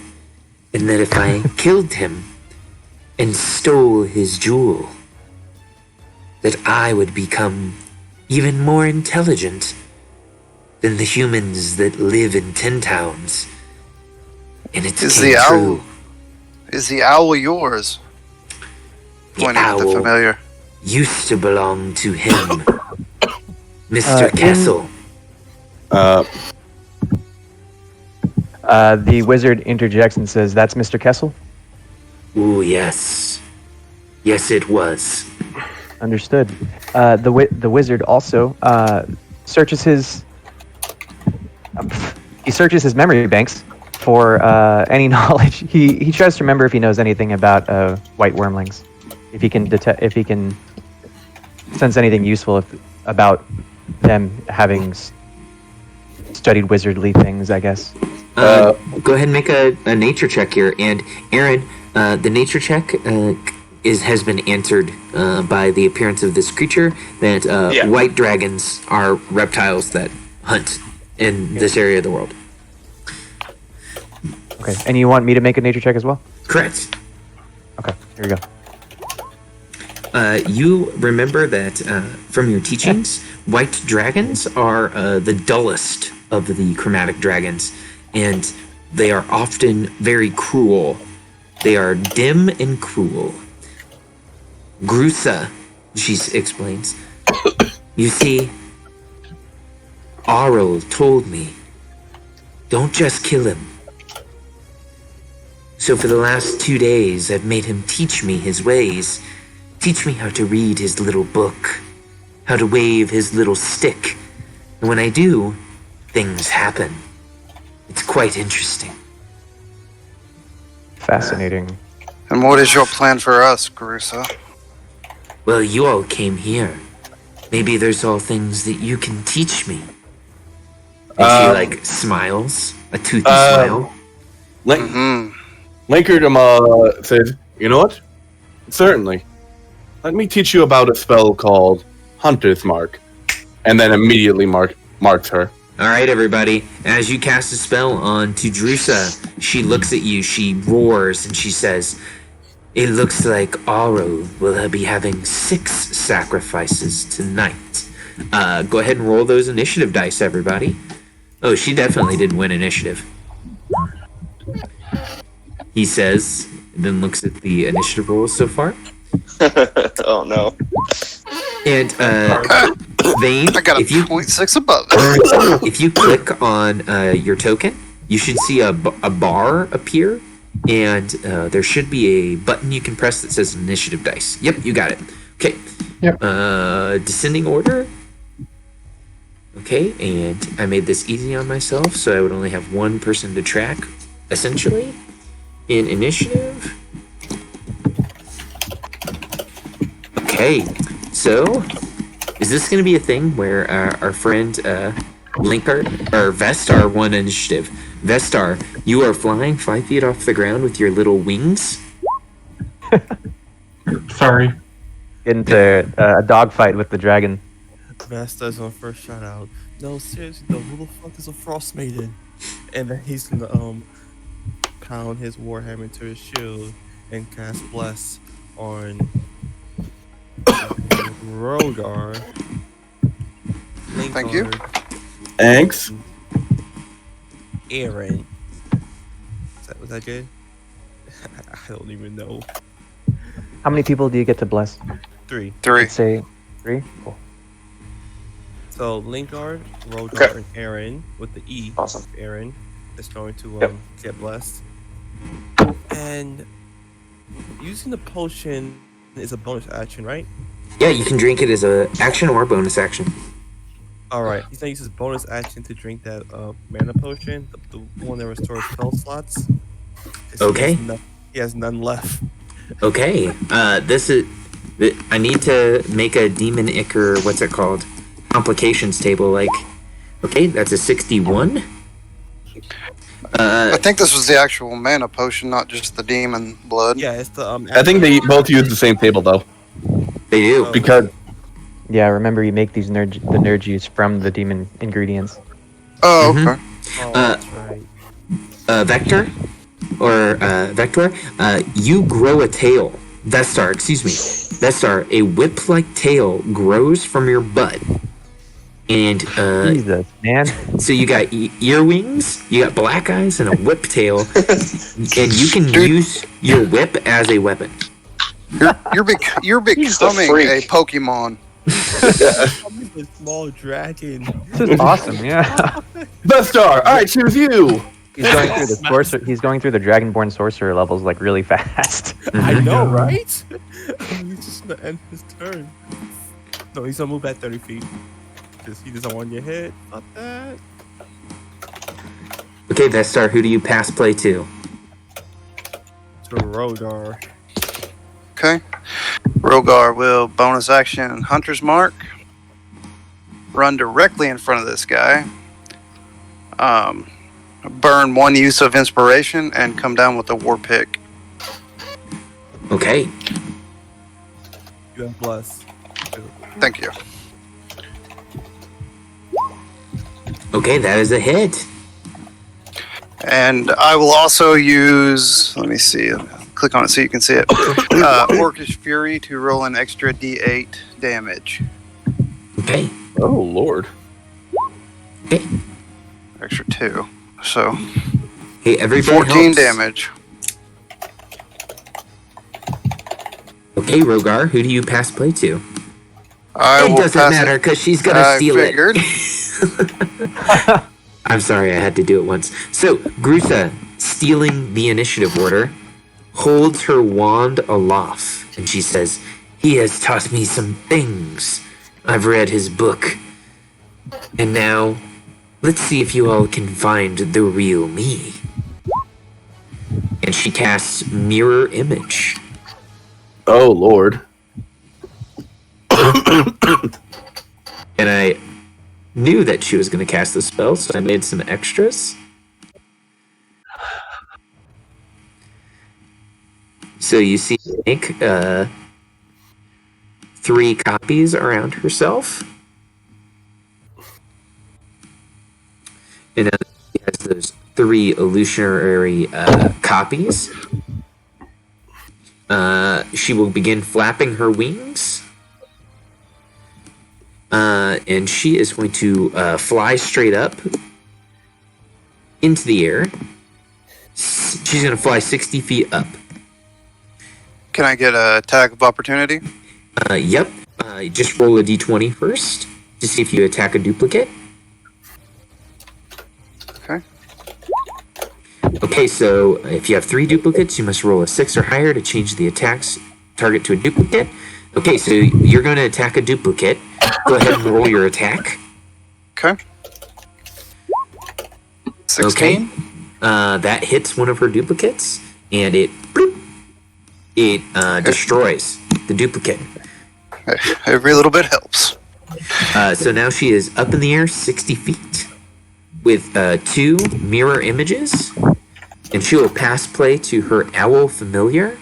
And the owl familiar is going to fly over to Aaron Fatekeeper, do the help action, and then keep flying away because it has flyby, so you can't up attack it.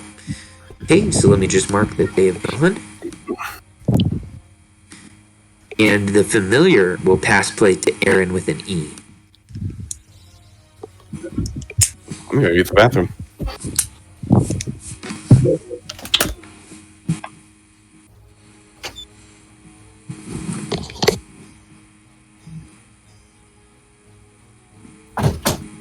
Oh, and Aaron with Fatekeeper.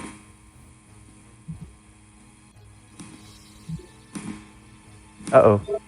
MIA. Oh, Aaron, we can't hear you. Well, he's there. Push talk, maybe? Oh, there probably he goes. Probably a quick reset.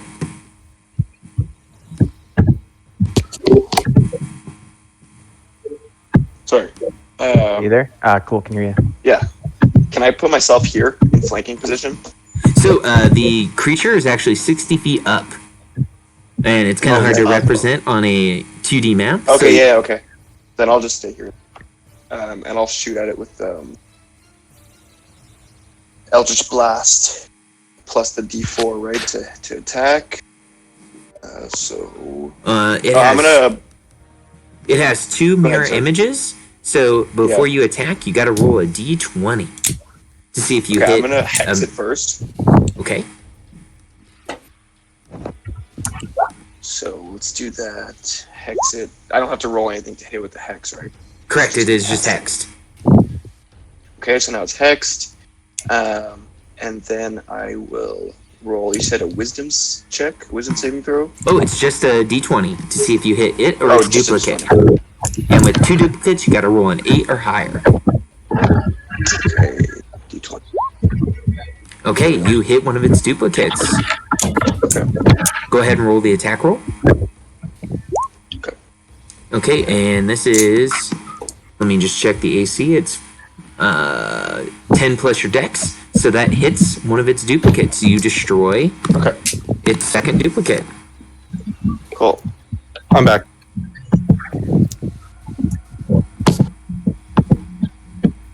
Okay, Aaron, And I'll call out before I end my turn. I'll say, "Hey, even with that circlet on your head, you're still dumber than anybody I know." And try to attract its towards. And I'll pass it over. Who are you passing it to? Over to Vane. Okay. Alright, I only use my action to use my once a day false life ability.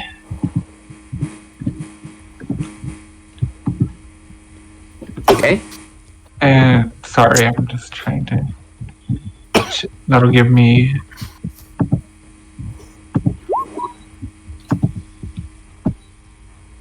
Okay. So that gives me 1d4 plus 4.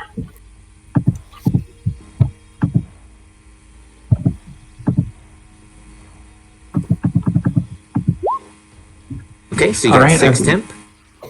6 temporary HP, and then I'm going to move over here closer to where they are, and it'll be my turn for it. But I'll start to prepare my crossbow as that happens. Okay. Who do you pass play to? I'll play to. I'm trying to remember who's gone yet. Has Lankard gone yet? Nope. I have not gone yet. No, I'll pass it to Lankard. All right, Lankard. He's going to He's going to notch an arrow. Draw pointing at Grusa, and then psych, shoot the owl familiar. Okay. You destroy the familiar. It explodes in a cloud of gas. Yeah. I used to be a wizard. I know familiar tricks. and then Lankard is just gonna move over here, like throwing up his hands, like looks like that pet didn't do you any good, huh? Mm-mm. It did not, she whispers.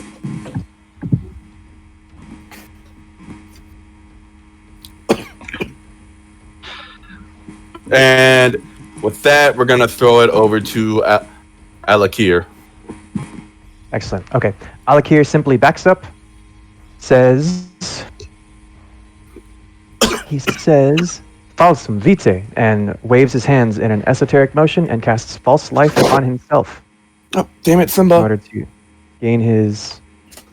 gain some health. So I can actually just press the button on the spell too. So if I do this, level 1. Mhm. Oh, it doesn't do it for me? Okay. Oops. Oh. Here. It does sometimes. We can fix it so that it does that in post. Roll 1d4 plus 4. 6 hit points. So I have 6 temp hit points. Mhm. And then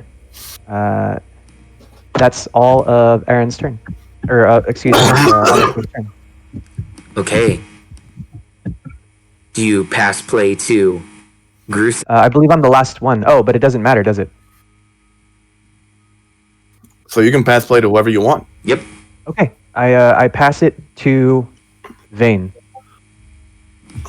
All right. I'll just attack the dragon that is closest to me with my light crossbow. Mm-hmm. Go ahead and roll a d20. It still has 1 mirror image. All right. Yes.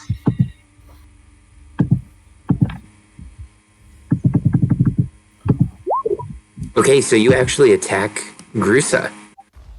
So go ahead and make an attack roll. All right. A 16 is enough to hit her. She will not burn a... Or you know what? She will take the damage. She will take the damage, because then she can steal initiative. Oh no. Okay, She's so... gonna cast it all over again. God damn. And then I'm just going to back up about 10 feet. And that'll be my turn. And I'll pass play to Alakir. Excellent. Alakir, having just finished taking Grusa's going to steal initiative, because you just damaged her. Yikes. And Oh, right. Grusa is going to fly this way, carrying her mirror image with her. And Grusa is going to cast, using another spell slot. She will do so on Aaron, because she wants to test it out. She's going to cast the Grease spell. Greasy. Whoa, shit! So underneath your feet, Aaron, she points her finger, and a line of sickly oil pours out and covers your feet. So each creature standing in the area, you make it. So you don't fall prone. And she looks and she goes, interesting. I will have to continue to modify my strategies. And then she's going to fly 50 feet here. Her mirror image goes with her. And then let me just on this round. She is going to pass play to Vestar.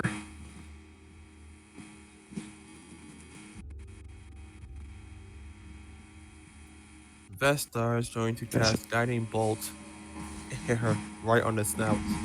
Or nose. There we go. Guiding bolt. Okay, go ahead, roll that d20 to see if it hits her or the mirror image. We'll have to first see whether or not it actually hits.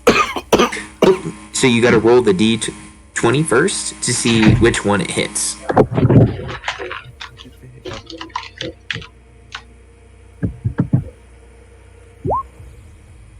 Oh, you just Apostrophes are annoying. it's flat. Yeah. Okay, so it hits Grusa. So go ahead and guide. Whoa! She can't shield that. Bam, boy. There you go. How do you like that? Your white It gives advantage on the next attack, right? Correct. I put a little pinked up bubble on her. Say that the next person has advantage. And Aldereth, you're coming in a little bit loud. Just saw that on the stream. Oh. Just a little Am loud. I? Yep, just a bit. So Oh, we my just bad. need to back up a little bit.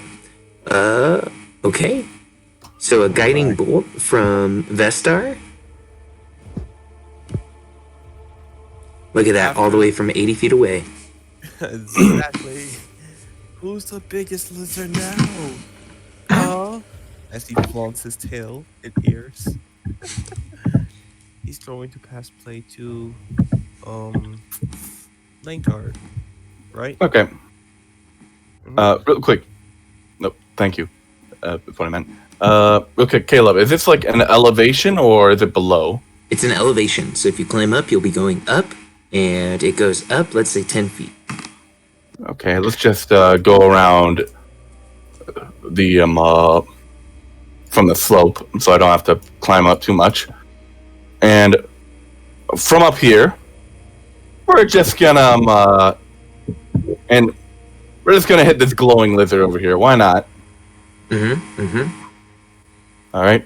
So D20 to see if I actually hit the lizard or the duplicate. Oof. You hit the duplicate. This is good. I can get rid of the duplicate, so we don't have to play this game anymore. Pew! You get rid of the duplicate.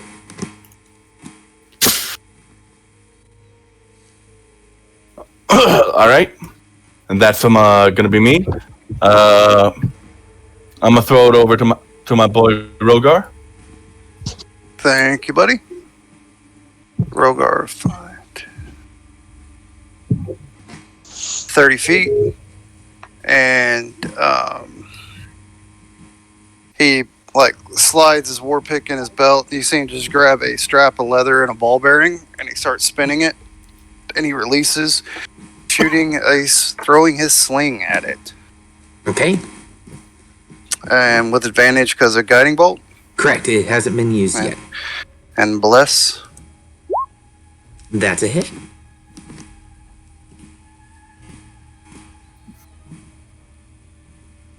Yeah, you hit for 8 damage. Trying to aim it as best he can right for her eye. And it hits her, and she's like, ouch, my head. And I will pass it to Alakir. Excellent. Alakir moves 1, 10, 15, 20, 25, 30 feet there. But I actually need to move my character. Oh, with extra 10 feet of movement, moves there, and casts, he says, Fulmine Ignis, and a little, in his hand appears a mote of fire, and aims it directly at Grusa, and casts Firebolt. And that does, let's see if it hits. So, Firebolt. It does This is, not. I think, yeah. it hits the ceiling above her.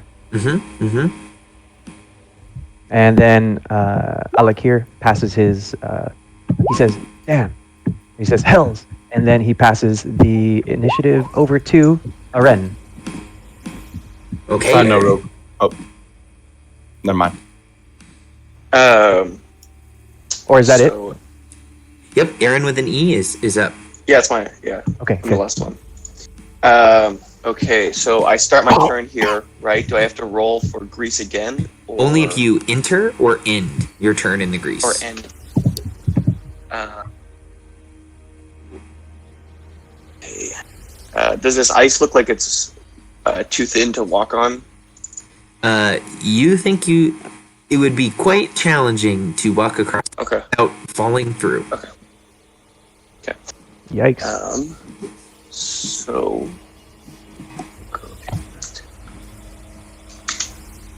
20, 25, 30. I'll move to here and I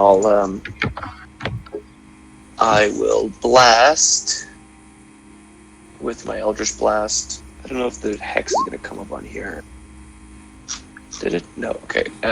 Plus the Hex damage, which... There we go. 7 total. So an 11, unfortunately enough, will miss. It hits an icicle on top of the cave. It falls and shatters against the ground. Cool. Okay, that's the end of round number 2. Who do you pass play to, Aaron? Before I end, I'm also going to use my... does the Wormling still look like it's quite hardy still, or is it starting to hurt? Oh, it's not bloodied quite yet. Okay, so I'm gonna use Hexblade's Curse, which is another curse on it. Mm-hmm. I get this. Quick question. There we go. Okay. Was the advantage from Guiding Bolt used up by anybody? It was. Yeah. Yeah, I hit it with it. Okay. Just asking. Okay, I will pass it to. I'll pass it to Lankard. Actually, I'll pass it to to Vestar. Hold on, I need to see how many of these potions I have left. This dude is going to become a Pokemon card. Did I have 3 or 2? I forgot. We each had 2. Okay, so never mind. I don't have anything then. Doesn't want to get close to that thing just yet.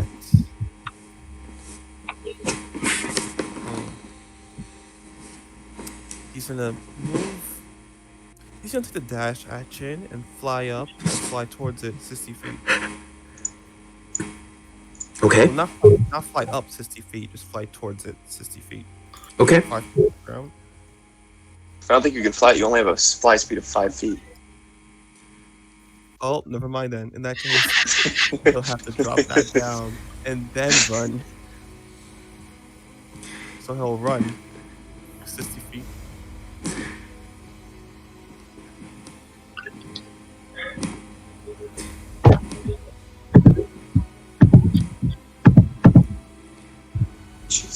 There you go. Right here, and Be careful with the ice. So yeah, Vestar, as you run onto the ice, I need to roll 3d10, and then I'm gonna ask you how much you weigh.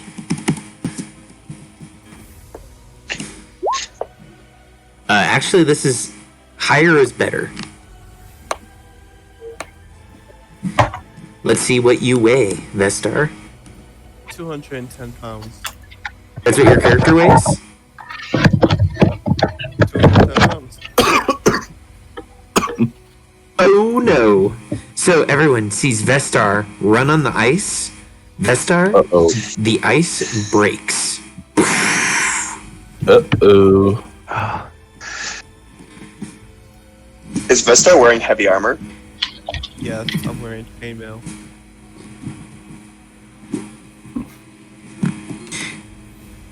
So, Vestar immediately falls into the water. And, Vestar, I need you to make me So you can be immersed in frigid water for a number of minutes equal to your constitution score before suffering any ill effects. So right now you're just in cold water. How you get out is something different in it entirely. So Vestar, who do you pass play to as you are splashing in cold water?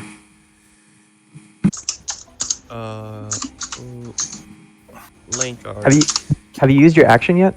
Yeah, I did. Dash. Okay. Oh, Pass and play the Linkard. all right. Thanks, buddy. All right. Link card is gonna 10, 25. Yeah, that's good. It's gonna move over here.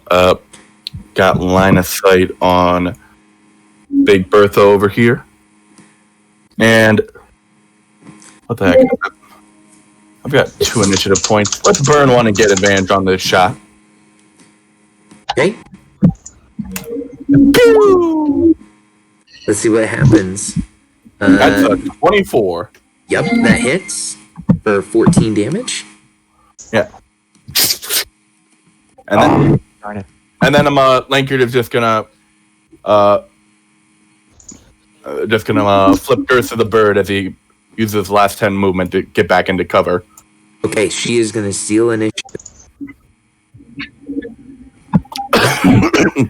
Okay. Grusa the Wormling is going to cast a spell.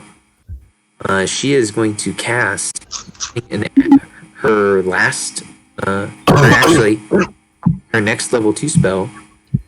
Ooh. She is going to cast Snillock's Snowball Swarm. Uh-oh. Oh man, that is the worst. That is like the worst that you could roll on that. Hold on, I got my Snowball Swarm token. She is going to put that. A 5-foot radius sphere centered on a point. She's going to put that right there. So she's just gonna hit Alec here with that. Yep. Petty. Okay, dexterity saving throw. Half as much damage. Dexterity saving throw. Sounds good. Let's do this. Okay, so Alec here senses the cold erupting out of the ground next to him, and it was a dexterity saving throw? It is. Yeah, okay, sorry. There it is. And takes half damage, thank God. So you only take 2 points of cold He damage. uses- Excellent. So Alec here takes his false life. He feels extra invigorated and just takes the snowballs to the chest, with a slight feint of greenish magic still appearing in front of him. The dragon is going to fly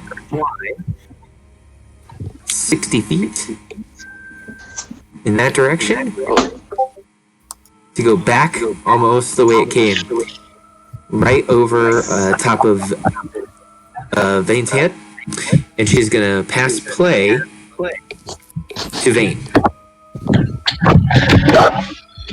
Alright, okay. I'm going to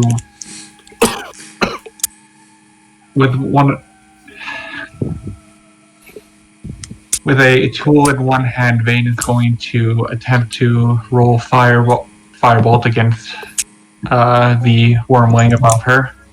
Okay. Oh, you don't. She doesn't have any. You can just attack her now. Yeah, alright then.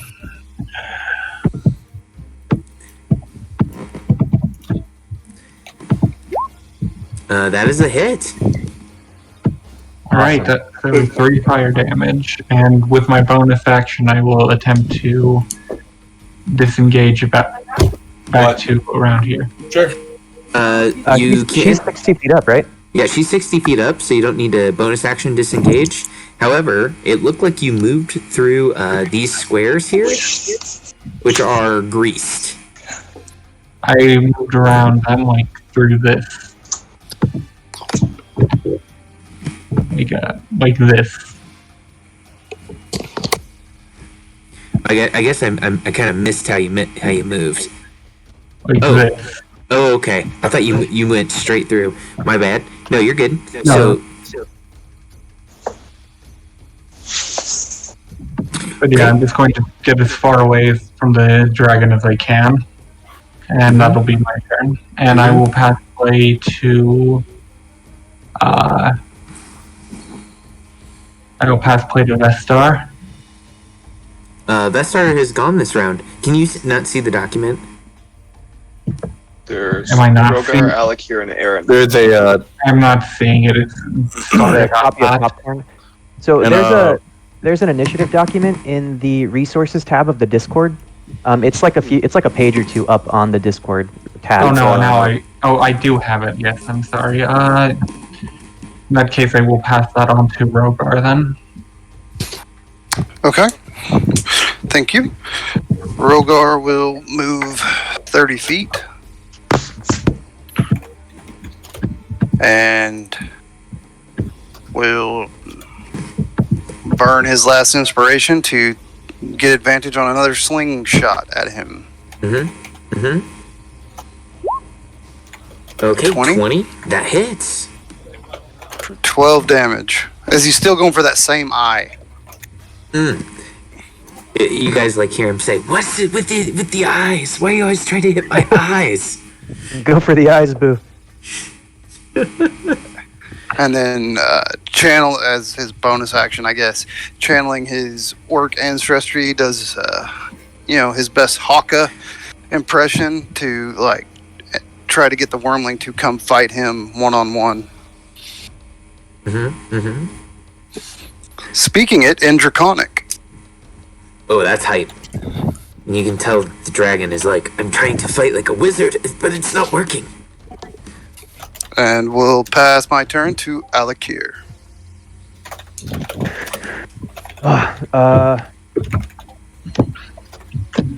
Okay, Alakir just simply casts another firebolt.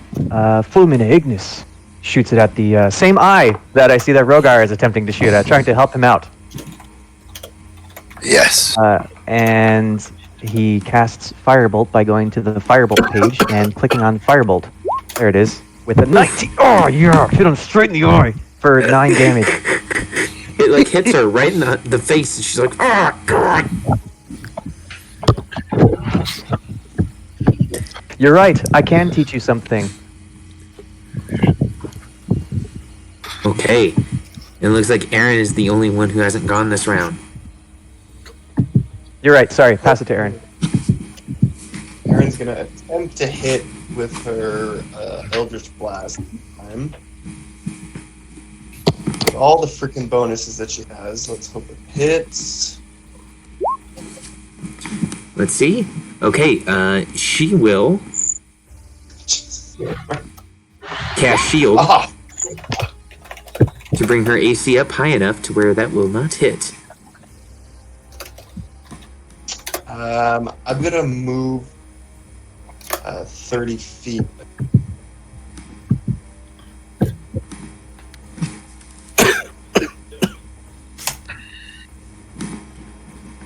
Straight up. There we go. That's it. I'm gonna pass it to I'm gonna pass it to Vestar. Hopefully he can get himself. I have to roll to get out of here. Or something. You know what? It's mine.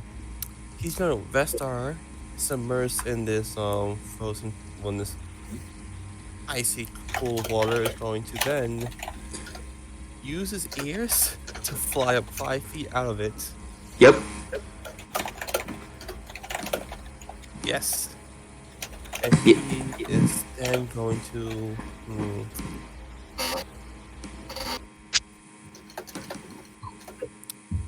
Damn, I can't really do much. Hold on.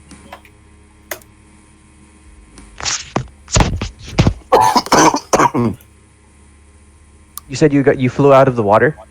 You did. 5 feet in the air. And you still have your action. Oh, what am I doing? Toll the Dead. I keep forgetting that. Excellent.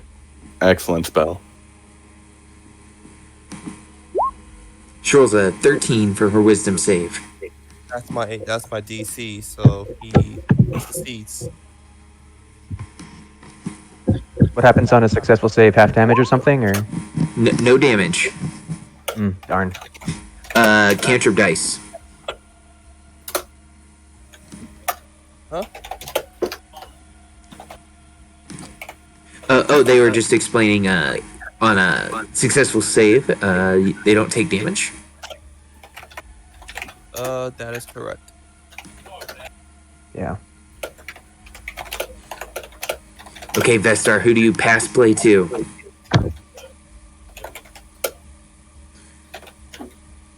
My main lane card. All right. He really wants to kill this thing, so I'm giving him the chance to. Thanks, man. Lane card. He's gonna start up here. He's gonna look at one and says, "Why y'all aiming for the eyes?" And then he's just gonna like dramatic slide down the thing. Aim for the wings. Pew.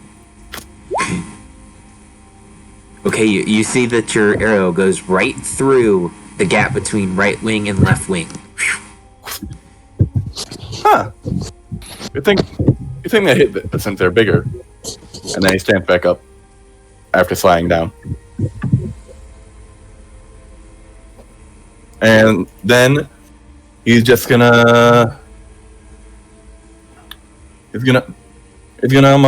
throw it over to Vane. Knock him dead, girl. All right.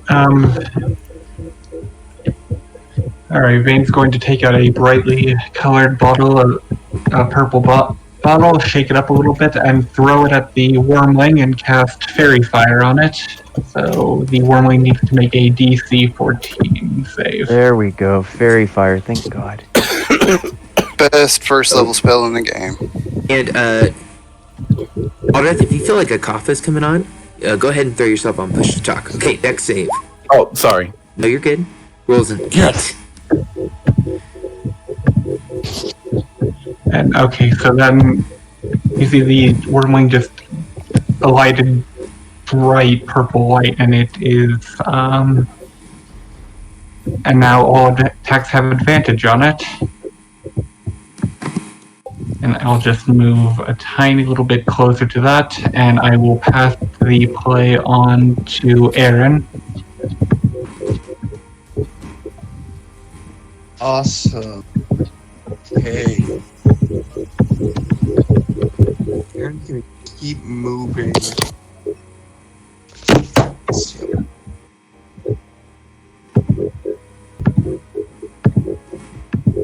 Let's move to here. Get blasted. Advantage. Nice. Okay, with a 29 to hit. With Hex, that's a crit, isn't it? And, No, it's not. Oh, yes, it is. It's a 19. Yeah, that's So a because 19. I have Hexblade curse on it, it's a crit with this curse, so it does become a crit. Yep, so you gotta roll damage again. Is that okay? That's just the hex and the force damage, right? Right, so 1d6 and 1d10. Oh, does that also call for a crit card? It does. Hell yeah, it does. Oh, yeah, bring the bitch down. Okay, So, 20. Oh, sorry, not 20.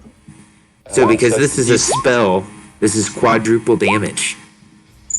Oh boy! Bring that Oh my fucker God. down. Bring So sorry, the total is 9 extra damage, that down. and then So let's not just double that? multiply that. So, So tip, it would be 18. you would roll, instead of rolling 2d10, you would roll 4d10, and instead of rolling 2d6, Okay. you would roll 4d6. However, okay, she only had six hit points left. okay, so she's gonna Absolutely die. overkill. Yeah.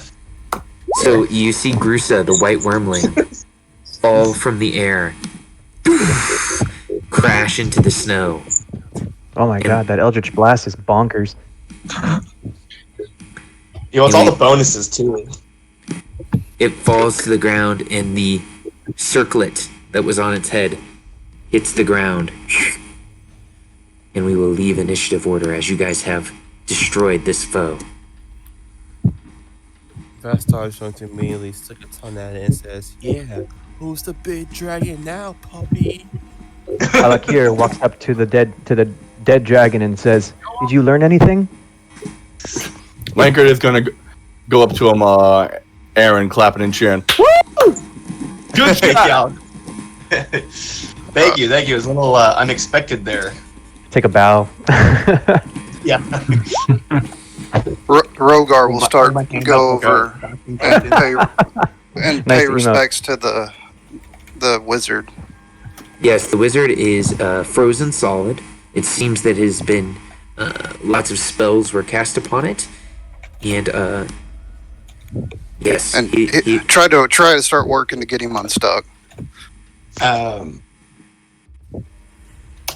I'll say, Alkir's gone now, but I'll pick up the circlet. And I'll say, I had the feeling there's more to this cavern below the water, so I will dive beneath the freezing water because it's not going to affect me, and go take a look around.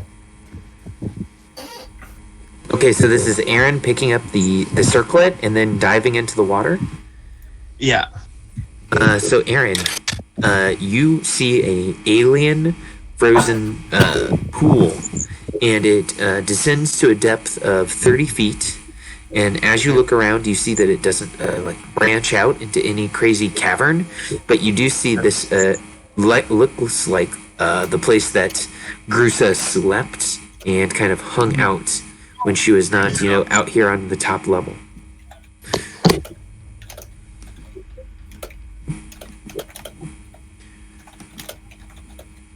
And that's underwater. It's not. It's completely submerged where she's sleeping. Correct. It seems like she probably would have the ability to breathe under here somehow. Okay. Can I take a look around under there? Is there anything hidden or staff down here, or is it just? Go ahead and make an investigation check as you're looking around under there. Yeah, bless does not apply to that. Yeah, and bless would But quickly guidance does. disappear because, of course, we're outside of combat now. If I have a good con modifier, could I go underwater and assist him? Just help him look around? Let me. So, how frigid water works? You can stay immersed in the water for a number of minutes equal to your Constitution score. That seems like, oh man, 10 minutes. I can be in 10 to 18 frozen minutes. water for like 18 minutes and I won't feel anything. And I'm like, in real life, doesn't that like start to kill you very fast? Okay, yeah.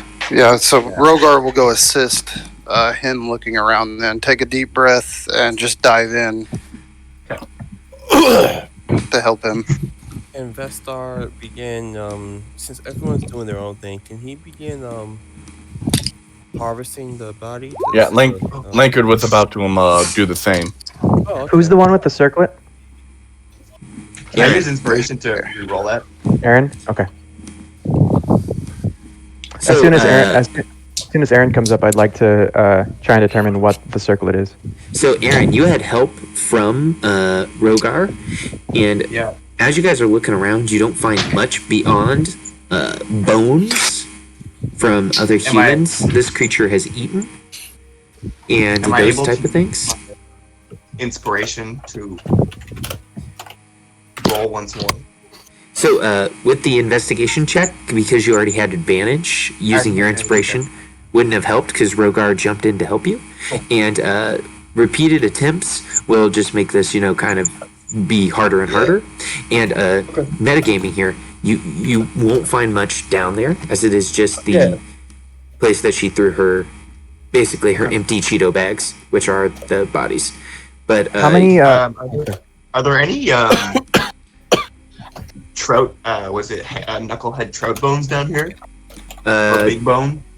You don't see any knucklehead trout, but you guys do see that the cavern continues on this way.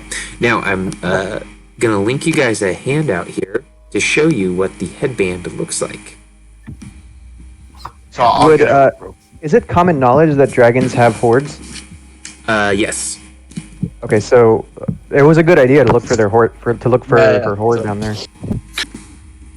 Yeah, not finding anything. Rogar will push up off the bottom and come up out and sling himself out of the water. Yeah, your guys' clothes are completely soaked, and you get the feeling that you're going to have to dry those before you go back outside. Is this? I'll Hey, cast. go ahead. Sorry. I'll just cast create bonfire so Rogar can dry himself off. If that helps. Thank you. Yeah. First. So, this is what the headband kind of looks like. Very pretty. I would like Alakir would like to try and see what he knows about this headband. Perhaps it has a history and he knows something about it or not. So, with detect magic, you know that it gives off an enchantment effect, and it's magical for sure. But beyond that, you can make an Arcana check to try to decipher some of the runes on there. I would like to. Can I Okay, so I'll help roll assist Arcana. him with that? Absolutely. All Okay, right. so that means Arcana with advantage? Yep. Okay, here we go. Oof, yikes. Let's see here. With 9, you get the feeling that this was making the dragon much smarter, as it was able to speak common and use wizard spells and all of those sort of things on you. So you think this is some type of object that will increase your intelligence, but you're not sure how or what the process for that is based on the runes on there. Alakir asks Vane, what? I guess I don't know what to say. What's your intelligence level? Like how smart are you? How smart does Alakir get a sense of how Vane is? I've been around and I've studied quite a lot. I think I know my way around a few magic items before. Excellent. Put this on. Well, Aaron's still holding it. Oh, okay. Sorry, Aaron. Would you be so kind out of as game. Out of game. I know what the item does. Aaron doesn't mind sharing it, but Aaron will say, "I don't mind bestowing this item upon you. Intelligence is not what I use on the day-to-day, but I assume as we grow in power, you guys will grow in intellect, and maybe once this item loses its utility for you, you can bestow it back onto me, because I can certainly use a bump in intelligence." Mhm. Okay, so I'll you want. hand it to Vane. I'm just not sure how smart it seems to put this on, but I'm not. Trust me. The red wizard says trust you, and then you're like, Yeah. okay. You tell the wizard. You tell the red wizard. The red wizard says, "Trust me." You say, "Okay." That's how you get turned into a white. Yeah. I'll just keep this here for safekeeping until we need it again, and I'm gonna just put that into my bag. Oh well, if you're not gonna wear it, Aaron will wear it. I'll just hand it back to Aaron. Aaron's gonna put it on and start it too. Aaron, loss. you know that it will start. Aaron is It might dumb. take you an hour to attune Yeah. to this item, but it looks real pretty. You guys can see that the cave continues this way. Right, because out of game, Alec, you're, I assume, like 18 already intelligent. 16. Yeah, Oh, okay. but I- I prefer to keep it have then. other people do the fighting. I mean, if Then you want I- to take it until you reach 19 or so, take it. Sure. I'm already at 18 intelligence out of game, Yeah. so Yeah, it's Very not well. going to be much use to you I don't anyway. need intelligence. I don't really need that. Okay. Well, I mean, not Just- that much. I don't need. Okay, does anybody want the item? Because we can sell it. Well, it's helpful for Alakir now, and then Erin will take it later because she's real stupid. Well, not real Yes, it is. stupid, but you're dumb. Very well. I'll wear it. So, But I don't know. I don't know how this magic works yet. I need to take some time to figure out how to attune to it. I have some fun ideas for that. You guys were speaking about wanting to do something with this white dragon corpse. Oh yeah, I'm ready to chop this bad boy up. So for Yeah, I don't know how many dragon, people it takes to do so, but I know that his token is large size, but he is actually, when he dies, he shrinks down to his real size, which is medium. He's a medium-sized dragon. So it'll take you Cool. about 10 minutes to harvest him. okay. All right, yeah, sure. So appraisal. Yeah, what would it take to appraise this creature? It is I've a got dragon. How about harvesting Gustavo? so for appraising, it's the nature skill. I have proficiency, but I'm I not can the help smartest you. boy. What's your nature? 5. Mine's I only a think- 2. Or You hold roll. on, let me check. Sorry, I forgot that was an intelligence. I have a 3 in nature. All right, I'll let you roll then. Okay. At advantage. Vestar, you're flapping with your ear wings. What do you do as you see them go to chop or appraise this body? Guidance. Nice. Okay, so 17. Oh, okay. Okay. 19. Yeah, so you know that this creature, it's CR plus 8. Yeah, a 17 or 19 is more than enough. So this is a wormling. So the two things that you can really get off of a wormling are its flesh, that it's delicious dragon flesh that can be eaten, and then its breath pouch, which it did not get to unleash on you guys. And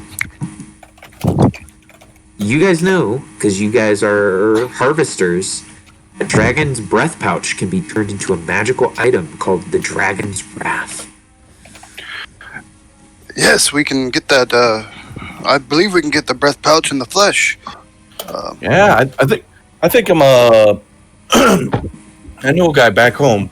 He said that he could turn that you could turn the breath pouch into some kind of like dragon's breath. I've never met a dragon before, so I never tried it. But I'd like to try this today. Yeah. Cast guidance on who's ever doing the, cutting. Well, Laker, since I did the nature, do you want to do the harvesting and I'll give you advantage? All right, sure. I'm gonna Chop punch the bad boy Link in up. the shoulder. I'm guessing with guidance. Absolutely. Wink, wink. All right, guide me. Sweet. Okay, 24. You are able to harvest from the dragon not only its flesh, but its breath pouch. Nice. You get- It's cold. It's cold. It's cold. You get 1 pound of the dragon flesh. So you can write down 1 pound dragon flesh, and you can eat this. It's not innately magical, but it is delicious. And you do have Yeah. you have the breath pouch, which weighs 7 pounds, and you could just use the breath pouch once and just chuck it like a grenade, like an ice grenade, or you could try to get it harvested, or not harvested, crafted into an item. We should definitely get this. We should definitely get this Are one the- crafted. Yeah. Are the teeth and claws worth anything as ivory or like carving materials like the knucklehead is? So, as a wormling, its teeth and claws and its scales are so immature, Okay. are mundane at this point. Okay. Worth no more than a regular beasts. As a dragon ages, those things get a lot better. Okay. The grease is still on the ground or no? It dissipates after a minute. Okay.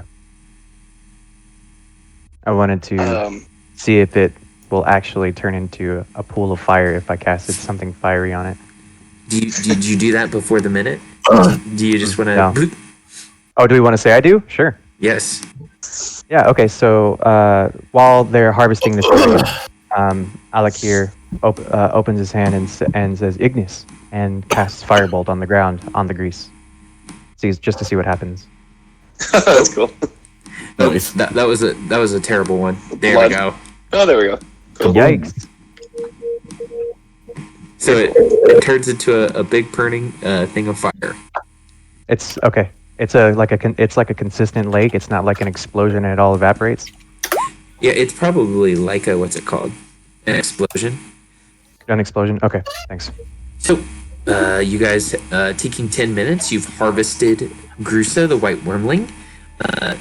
You have taken her headband of intellect. There is a frozen axe beak. And of course, Gustavo Kessel's dead body is there as well. And there is the rest of the cave that you guys can go and kind of peek in and out of. The owl Did we- disappeared? The owl disappeared. Yes, sir. I'm gonna have to go right now. Okay, completely understand. Yeah, I'm recording the session, and I will post that in the Discord. That way you can see what's going on. We will see you next time. There shouldn't be anything. We won't kill your character. Yeah. Yet you won't kill my character yet, but I know you're planning to. I know.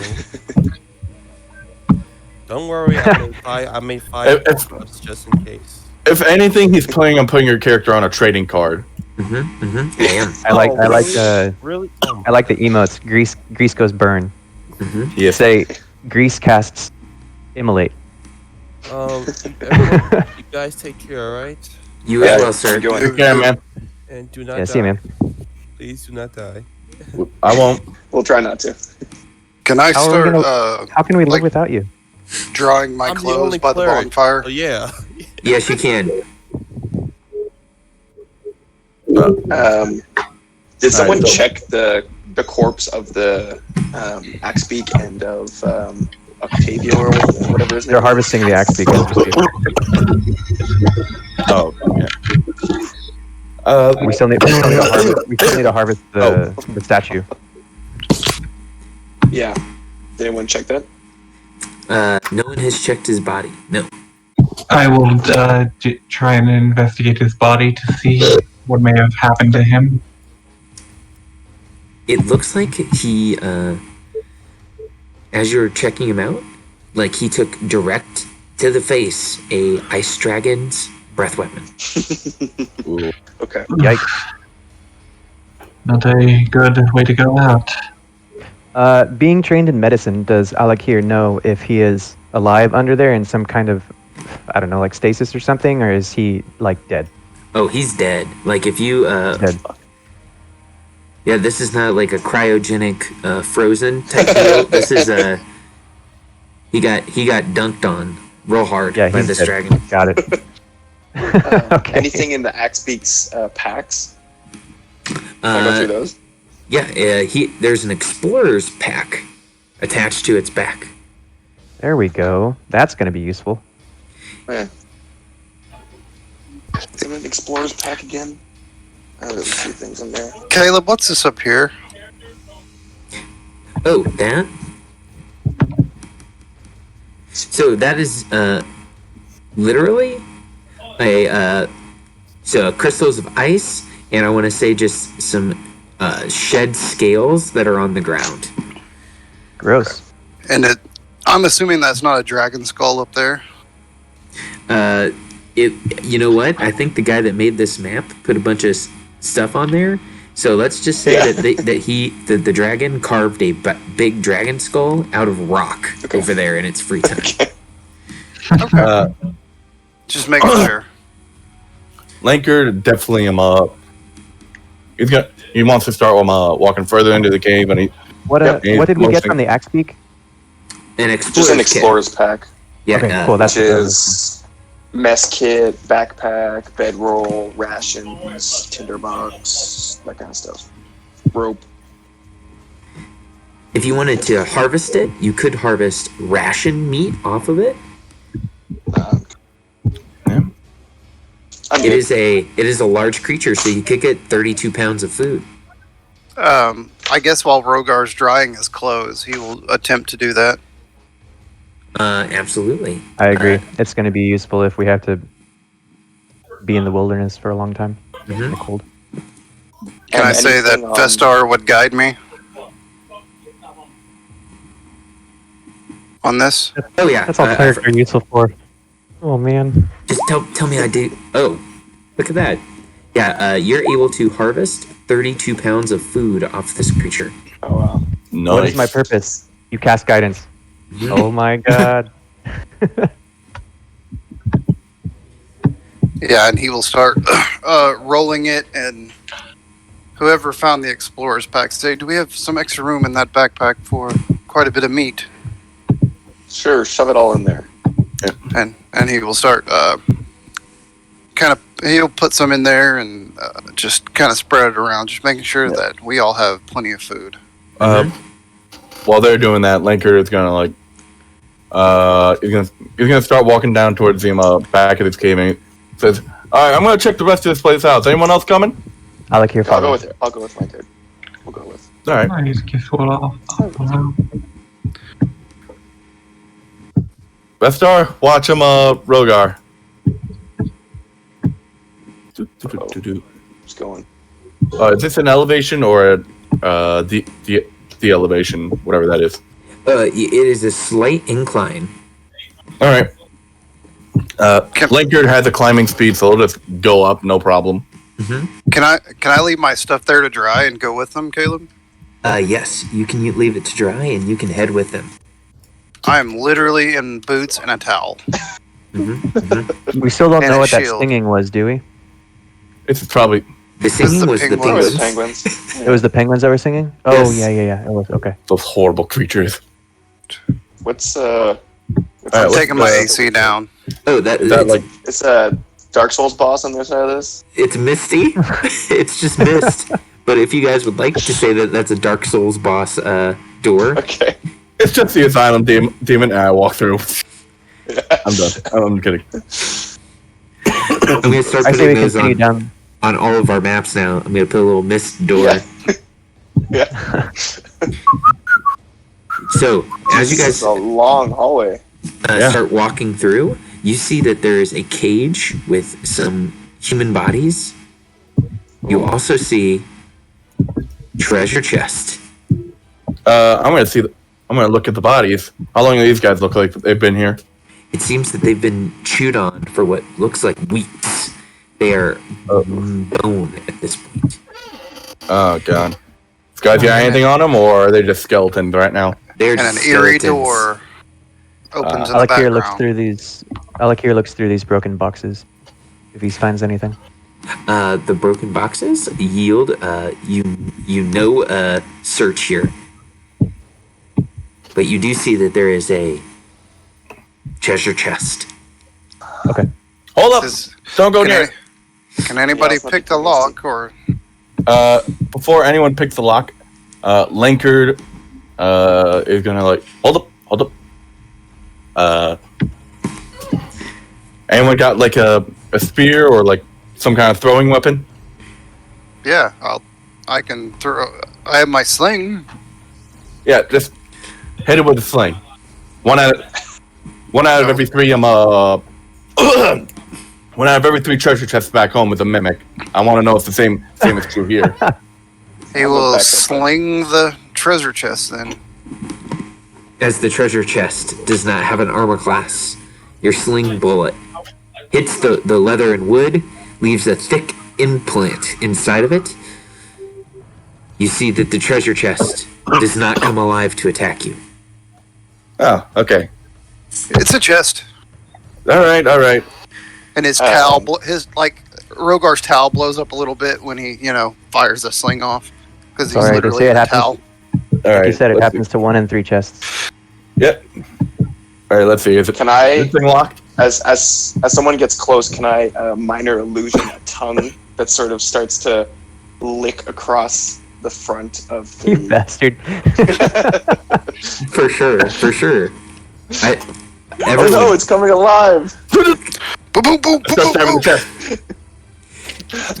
chest. Lankard, your sword impacts into the chest, and The trap explodes. there's no blood that appears. There's no goo What? that comes out of the chest. This is just a chest. It's an What? immortal. It's an immortal Wait, what's the- mimic. What is this? You see should Aaron probably starts take sort of like I should Yeah. probably leaning take over, Locked. guidance. laughing. What? Is the chest locked? Or... Do I realize that it's just a tongue? The chest is Yeah, not locked. It is a mundane chest. I'm going Oh, to you cast a son of a mage bitch. hand and attempt to open the chest and Oh, see nice. what's inside. Inside the chest, you guys find. Wouldn't it be sick if the chest wasn't a mimic, but inside all of the coins in were mimics? Mimics. Oh my Like, god! Oh, fuck you. It's a Like- golden mimic swarm.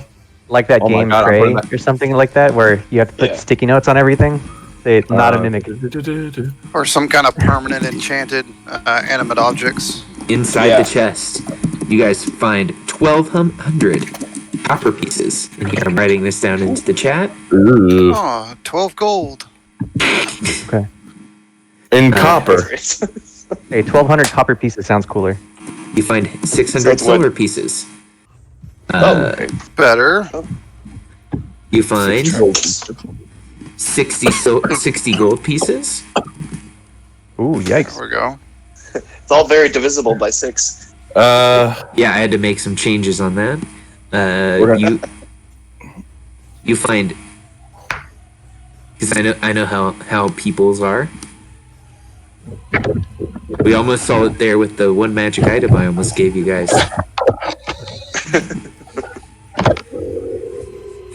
You find 6 gems, Chalcedony gems. You'll have to take those to a jeweler to find out exactly how much they're worth. Are those... All this weighs nothing. do I recognize Or- those? Do you have the training and the jewelry's supplies? No, but being from around here, do I recognize the look of them? Is that what I think it is? I'm not 100% sure, but are those the big gem spires that exist in this area? Is that a piece of those, Oh, What? or is that Oh. something else? That's a I don't word think that's they're- very close to what you're thinking of. Okay, sorry. No, you're good. You're good. Okay. Yeah, Then these never are. I'm dropping a piece of art in the Discord. Okay.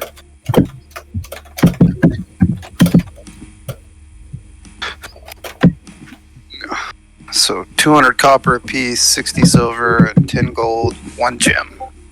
That's what I just dropped it in character art. That's what these gems look like. Cool. And yeah, it's 100 silver. should we? Um, The thing is, each. should we just take this entire chest with us, since that's gonna be that's a lot of copper pieces, and I don't think we can hold all that. I mean, we could just leave the copper here. Well, I mean, that's still money, though. It's 2 I, gold. Still money. think we can carry our Two gold. potions. So what did we? Ten We gold. said 12 we gold said pieces. we said 200 copper pieces a piece, No, but total 100 it's 2 each. 100 silver Yeah. pieces a piece, No, I thought and copper pieces. and Sorry, and it goes and like gold 10 by pieces? 10 by 10 in 5th edition. 10 copper make a silver, 10 silver make a gold. So that would be, that'd be 100 copper pieces make a gold piece, so that'd be 12 gold pieces. Yeah, so 2 each. Yeah, so, but what I You can mean have mine if you is, want. shouldn't we just take all this, take it back to town so we can exchange it all for gold. Exchange it. Yeah. Yeah. If you want to. Yeah, you guys Aaron's not turn gonna around carry on the the chest. what's it called? On the wall, you see a magical ATM. No, you don't see an ATM there Yeah. that you can just trade your stuff into. Yeah, Okay, so 200 we can copper take the whole pieces. that'd be a great idea for a modern Arcana game. Let me write that down. Yes, so I put that on there that you guys can split that up evenly. You guys also see that in the case was what looks like trade goods. So it seems like the dragon was doing a little bit of raiding or stealing trading goods. Yeah. So you guys don't really have a grasp on what the trade goods are worth, but they are here. Okay, great. So we take them, I guess. Oh god, the wormling is back and typing at us. All right. I can take I can hold on to the trade goods if that would Yeah, be. I think I also saw like in that area where we took the short rest. I think I saw a sled or something in the corner that we could put that's The chest. the treasure chest on. Oh, okay. Yeah, let's do that. Okay, let's load those bodies up on there too. Yeah. Agreed. Very well then.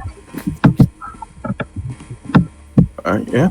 Let's. Can I say my clothes are getting dry, Caleb, by now?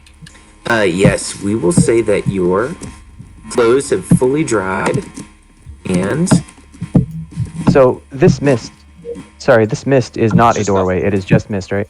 yeah, it is just there was a hole in the map, and I put the mist there, so there wouldn't be the hole there. Okay. Gotcha. And now I've told you guys that there was a hole in the map, so then it did me no good. Okay, let's just head out of here because So I don't you're- want to drag my token. Okay, so we're grabbing Vester's icy corpse and We're carrying it with us. It would be easier to just carry his head. I'll no, take no, the no, whole no. body.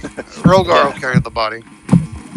Nah, I don't think we should bring just the head back to Yes. the family.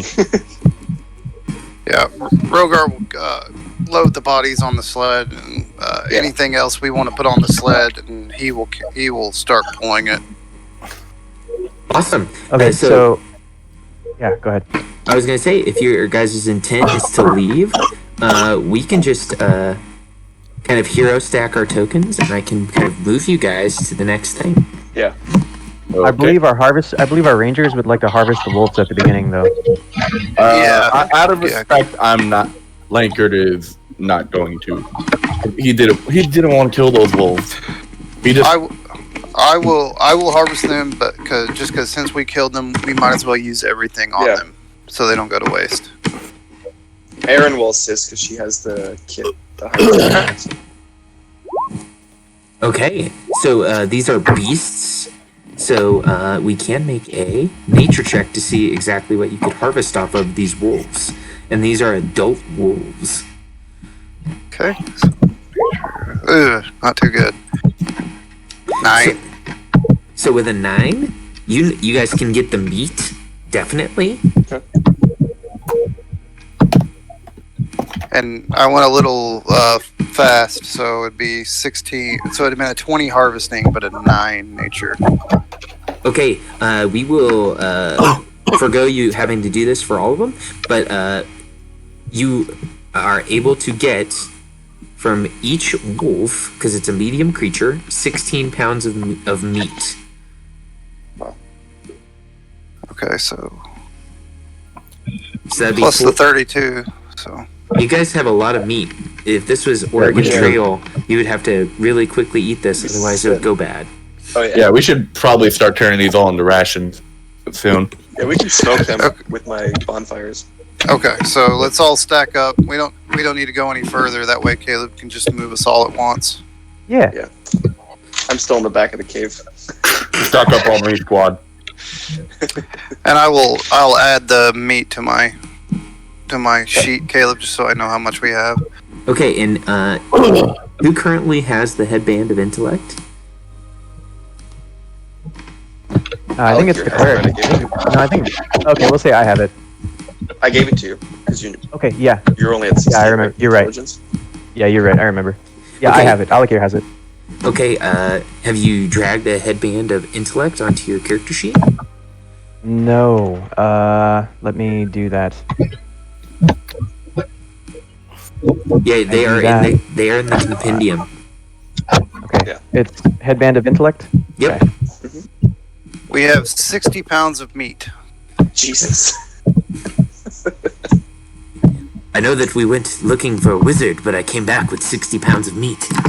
Yeah. You guys, Consolation prize, town. they're like, you know what? Oh, and Vane, I'm actually moving you there on purpose. Okay.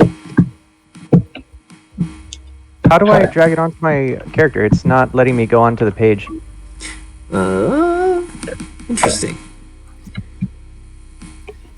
It should just let you do that. To drag it over your inventory sometimes. No, yeah. When I try and drag it, maybe it's because I have like pop out as new page for my. Oh character yeah, sheet. maybe. Yeah, Okay. it Let won't. me save that. Okay, now let's try this again.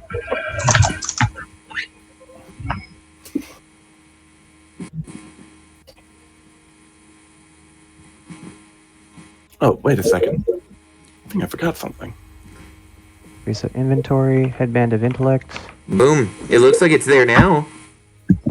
Oh yeah. Yeah. Okay. And look, your intelligence has been boosted. Oh yeah, you're right. I see that. Okay, so it's not actually boosted right now. Oh yeah, it is there. Awesome. I just need to attune to it first. Yep. So you guys exit the cave, and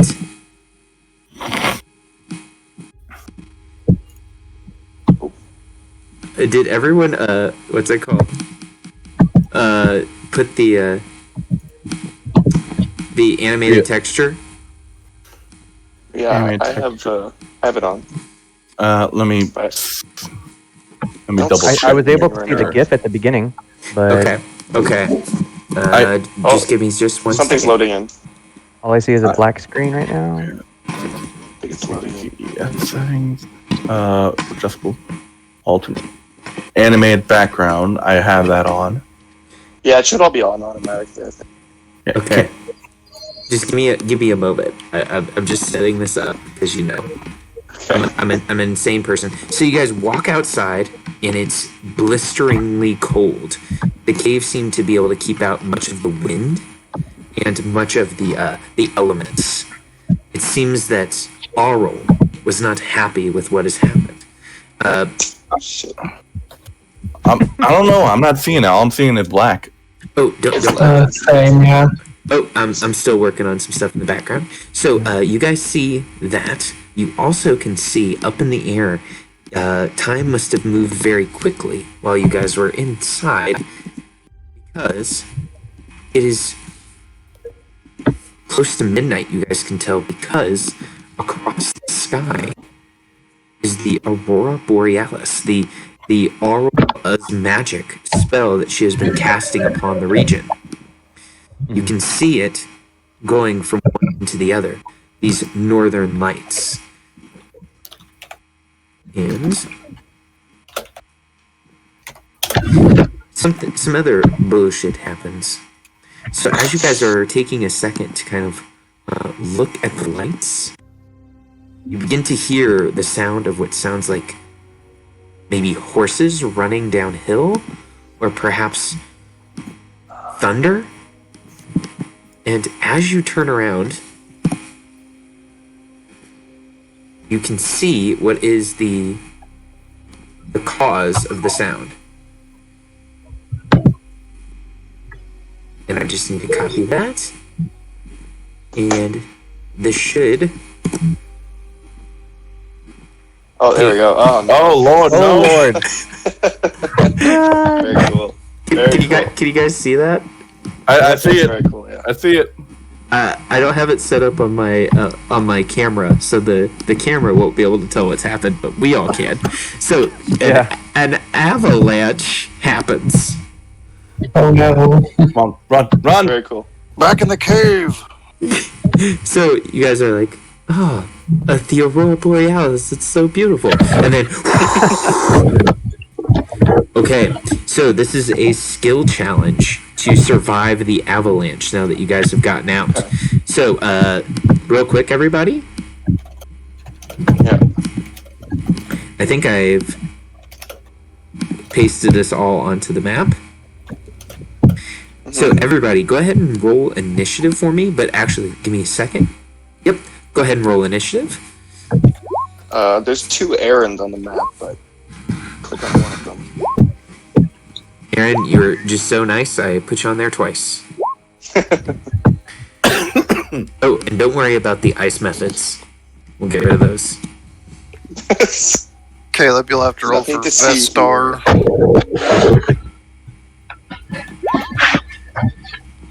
Okay, guys, so if you are not familiar with the skill challenge mechanic, this is going to be a series of skill checks to see how you guys survive this avalanche.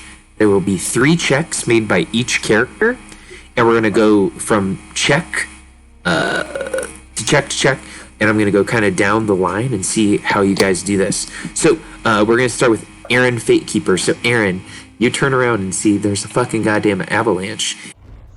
I need you to make me a perception check as you look around. Okay, perception. Okay, that is a success. You see that there is a shrubbery that you can hide behind. Okay. Shrubbery. Raise jump a behind it, I shrubbery. guess. Okay, Linkard, it is your turn here. Go ahead and make me that perception check, and you can tell me once you make the check if you find something to hide behind. Since perception and survival is are the same thing, can I use survival instead? Yeah. Okay. Using his trying to remember his knowledge of surviving avalanches and the veil of a long night, he tries to find a spot that he thinks that the avalanche will like try to coast over. You do so. You find a little lip that you can sneak your body into to survive the avalanche. Okay, Vane. You see that 2 of your party members are running behind things. Make me a perception check.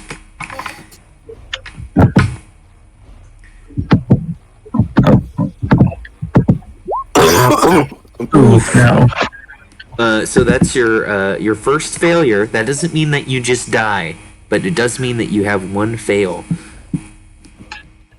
Okay, and what happens next? Don't worry. Don't worry, I'll tell you guys. But I want to get everyone's failures and successes kind of marked.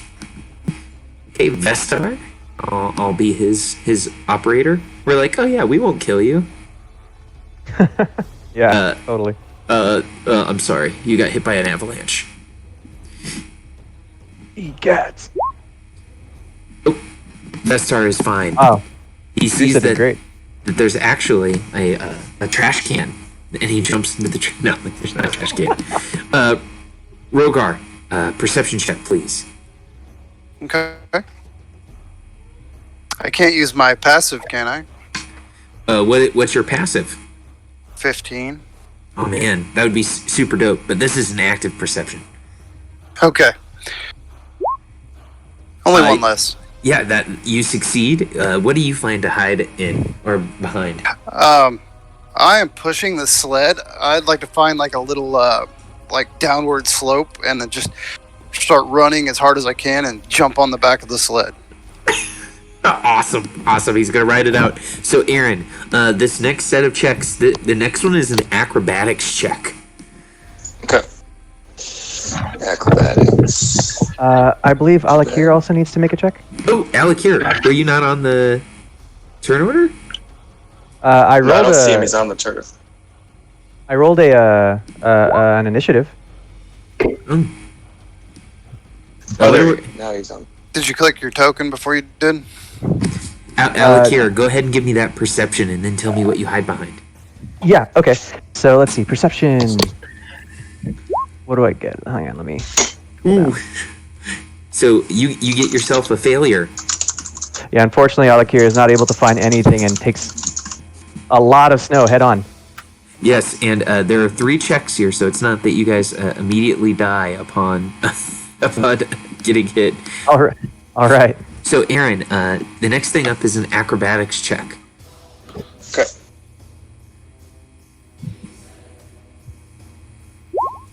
Oof.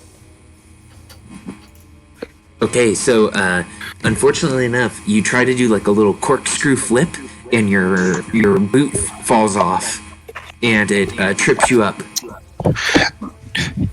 Caleb, can it be like athletics or acrobatics, or purely acrobatics? Oh, you guys are gonna make both. Oh, See, now this is strange. I'm not on the turn order again. I see you. I see Alex. Yeah, I see you. Yeah, you're Yeah. up at the top. Okay, if you guys say so. So that was okay. That was Aaron, Fate Keeper. 1 failure. Okay, so Alakir, you're back up now. You are now at your acrobatics check. Acrobatics check. Okay, so Alakir sees the snow hitting him hard, and he tries to manipulate his way up above the top of the snow that's piling around him with a critical fail. Oh, And this is not combat, so we won't need our cards here for this. Okay, here we go. Okay, So that's your Alakir second is failure. dying. Yeah. Linkard. All right, Lankard, having dodged him, like the brunt of it, he sees him,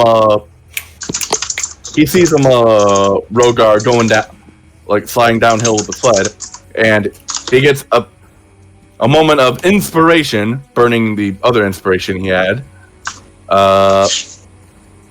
to like stand up, like dolphin dive and start like sliding down on his belly after him like a penguin.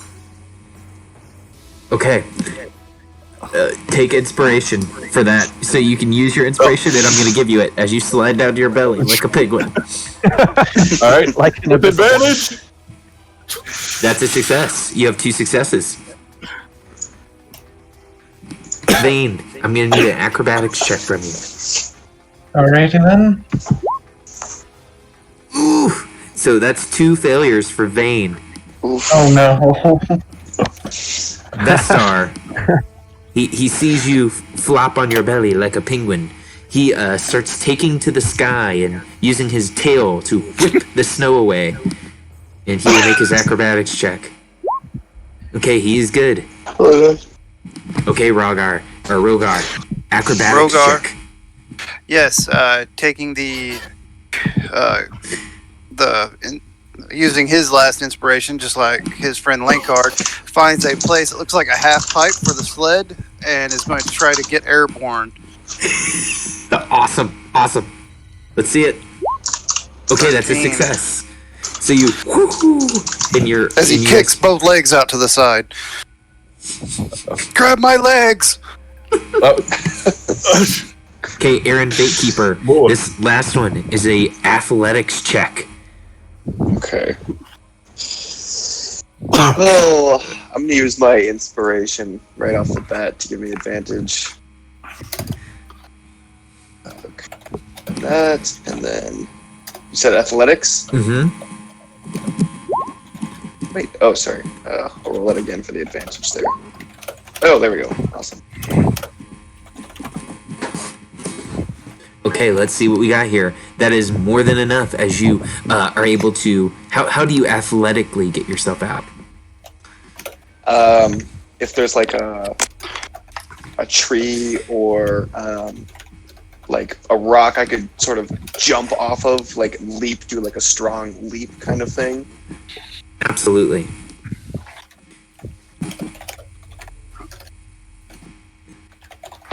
Okay, love it. That's 2 successes for you, I believe, and 1 failure. Yep. Okay, it's gonna say 2 failure, but I'm gonna go down there and just write 1. Okay, Alakir? Alakir. Okay, Alakir feels life fading from him as he attempts to summon the last of his strength using his inspiration.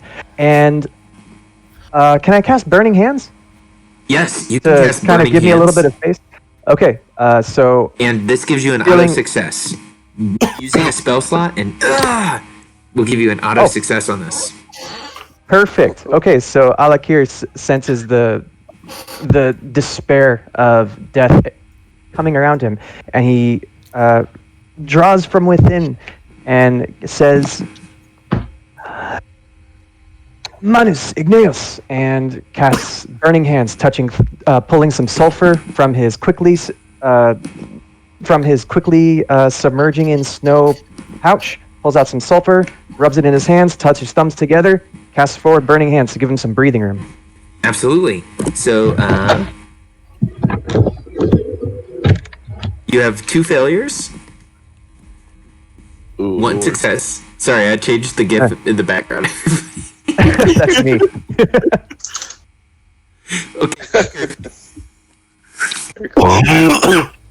And there goes my other spell Sorry. slot.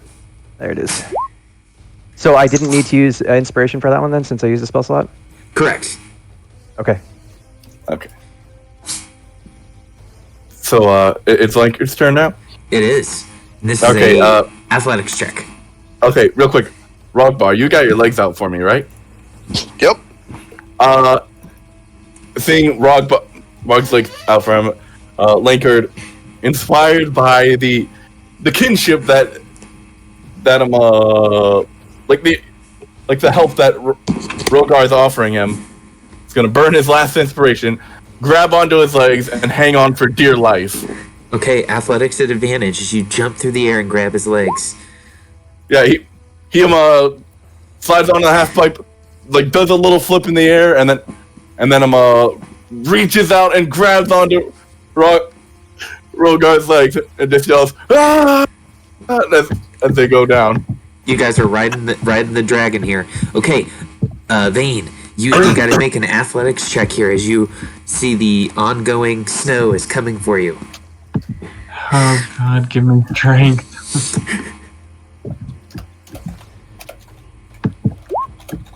Oh, you have two nat ones now. Yep. Yeah, Yes, I can we say... Wait, can I say that I gave Vane my inspiration? I can say, you can do it. Yes. Is that So possible or is it too late? we'll, Okay, we'll give it to you this time. So you have 2 failures. Okay, Vestar will say, I just heard you guys got covered in snow, but it didn't happen to me.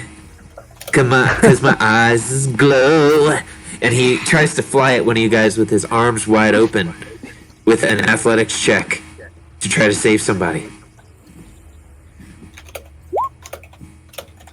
And he succeeds. Okay, that's 3 successes for him. Rogar, you gotta make, or I think you have to make an athletics check now? Yep. So Lankard's got a leg. He wraps one leg underneath the sled to hook the sled. Tries to grab either Vale or Alakir, whichever one's left, and with the last hand, he's just gonna grab the closest tree branch. He is like spread out, just killing everything he has. Okay, let's see it. Come on, this is what I'm good at. That's a 15. success. nice. Okay, we reached the top of the turn order. So, if you guys failed 1 check here, you are going to be partially buried, so just a little bit buried in snow. And you will take 1d10 damage. So this is if you were only failed once. Okay. Oh, I didn't type that right. I promise I know what I'm doing. You took 8 damage. Oh my gosh! If you failed no. once, so that's Aaron. What kind of damage? Bludgeoning. Alakir, are you all right? We'll see. I failed twice. Would I have been able to grab one of them, Caleb? Like I tried to do with one hand? Yeah. Help either Vane or Alakir, whichever one Vester didn't grab. Okay, Vester, it was cinematic. He didn't actually grab anybody. Oh. So this was all like cinematic cutscenes. So if you failed twice, you took 18 damage. I am dead. Oh Yeah, and Alakir is dead as well. So for this, you're only what's it called? You're not dead. You're Unconscious. just knocked unconscious. Okay. And if you failed 2 of them, you are only partially buried. So if you failed once, you got clear. But if you only succeeded once, you're partially buried. Partially buried is restrained, but has its head and arms free. Another creature within 5 feet can spend a minute and make an athletics check to get it free. So we are going to actually stay in the little semi-turn order here. So Aaron, you see that Alakir and Vane are unconscious with their head and arms sticking out of the snow. And I'm free enough I can just sort of drag myself to them or walk to Yes. them or whatnot. Correct. Quick glance, are they succumbing to their wounds right now, or They have. It looks like they got bludgeoned into unconsciousness, so they need help. okay? Do I need to stabilize them before I start helping them, or can I just start pulling them in? If you have a healer's kit, you can stabilize them. I can also roll a medicine check just to stabilize them. Correct, because these guys are knocked out, and it looks like if you don't either magically heal them or stabilize them, they're gonna die. Okay. I guess I'll attempt a medicine check. That's all I have, just to stabilize them. Okay, who are you going to stabilize? Let's stabilize Alakir, because he's... Yeah, let's stabilize Alakir. Okay, DC 10. Nope. You're like, I don't know what to do for avalanche wounds. Okay, Yeah. okay, so that's pretty. Do you want to use your bonus action? Do you want to hex one of them? That only gives disadvantage. Hex doesn't help. Yeah, I don't have much. Jesus Christ. Well, you know what I'll do? I'll kind of go like, here, take some of my infernal constitution, and I'll just put my hands on them and pretend to, like, you know, helping. That's your medicine check, burning us to death, so we don't have to feel pain anymore. Okay, so Alakir, you're unconscious and dying. Make a death saving throw. Yep. Oh lord. There we go. Death. One closer. Okay, Linkard, you see that these 2 creatures that you've met and battled and, you know, survived with are dying as they are bludgeoned by this snow. Liker is just like, whew, that was, oh shit! And then he's gonna start running over him up. There's a little goblin and a wizard. Aaron is on the wizard, right? Yes. He's on him. Linkard's like, oh yeah, he's fine. He's got Aaron. And then he's gonna go over to him.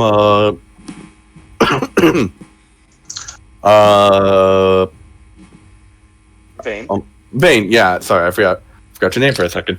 He's gonna go over to Vane, like, try to, like, pull her out of the snow, start doing whatever he can to resuscitate them, like, just to stabilize them. With his, he's wise, but he ain't got medicine, so let's see what happens, boys. And you have stabilized Vane. Yeah, I'd say my first avalanche, kid. I got you. Oh, thank God. So, Vane, you're in the dying condition. You've just survived the dying condition. Can you roll me 1d10, please? Sure, 1 second.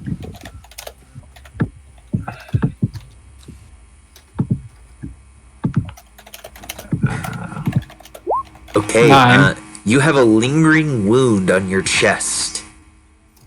Oh no. So you have a lingering wound.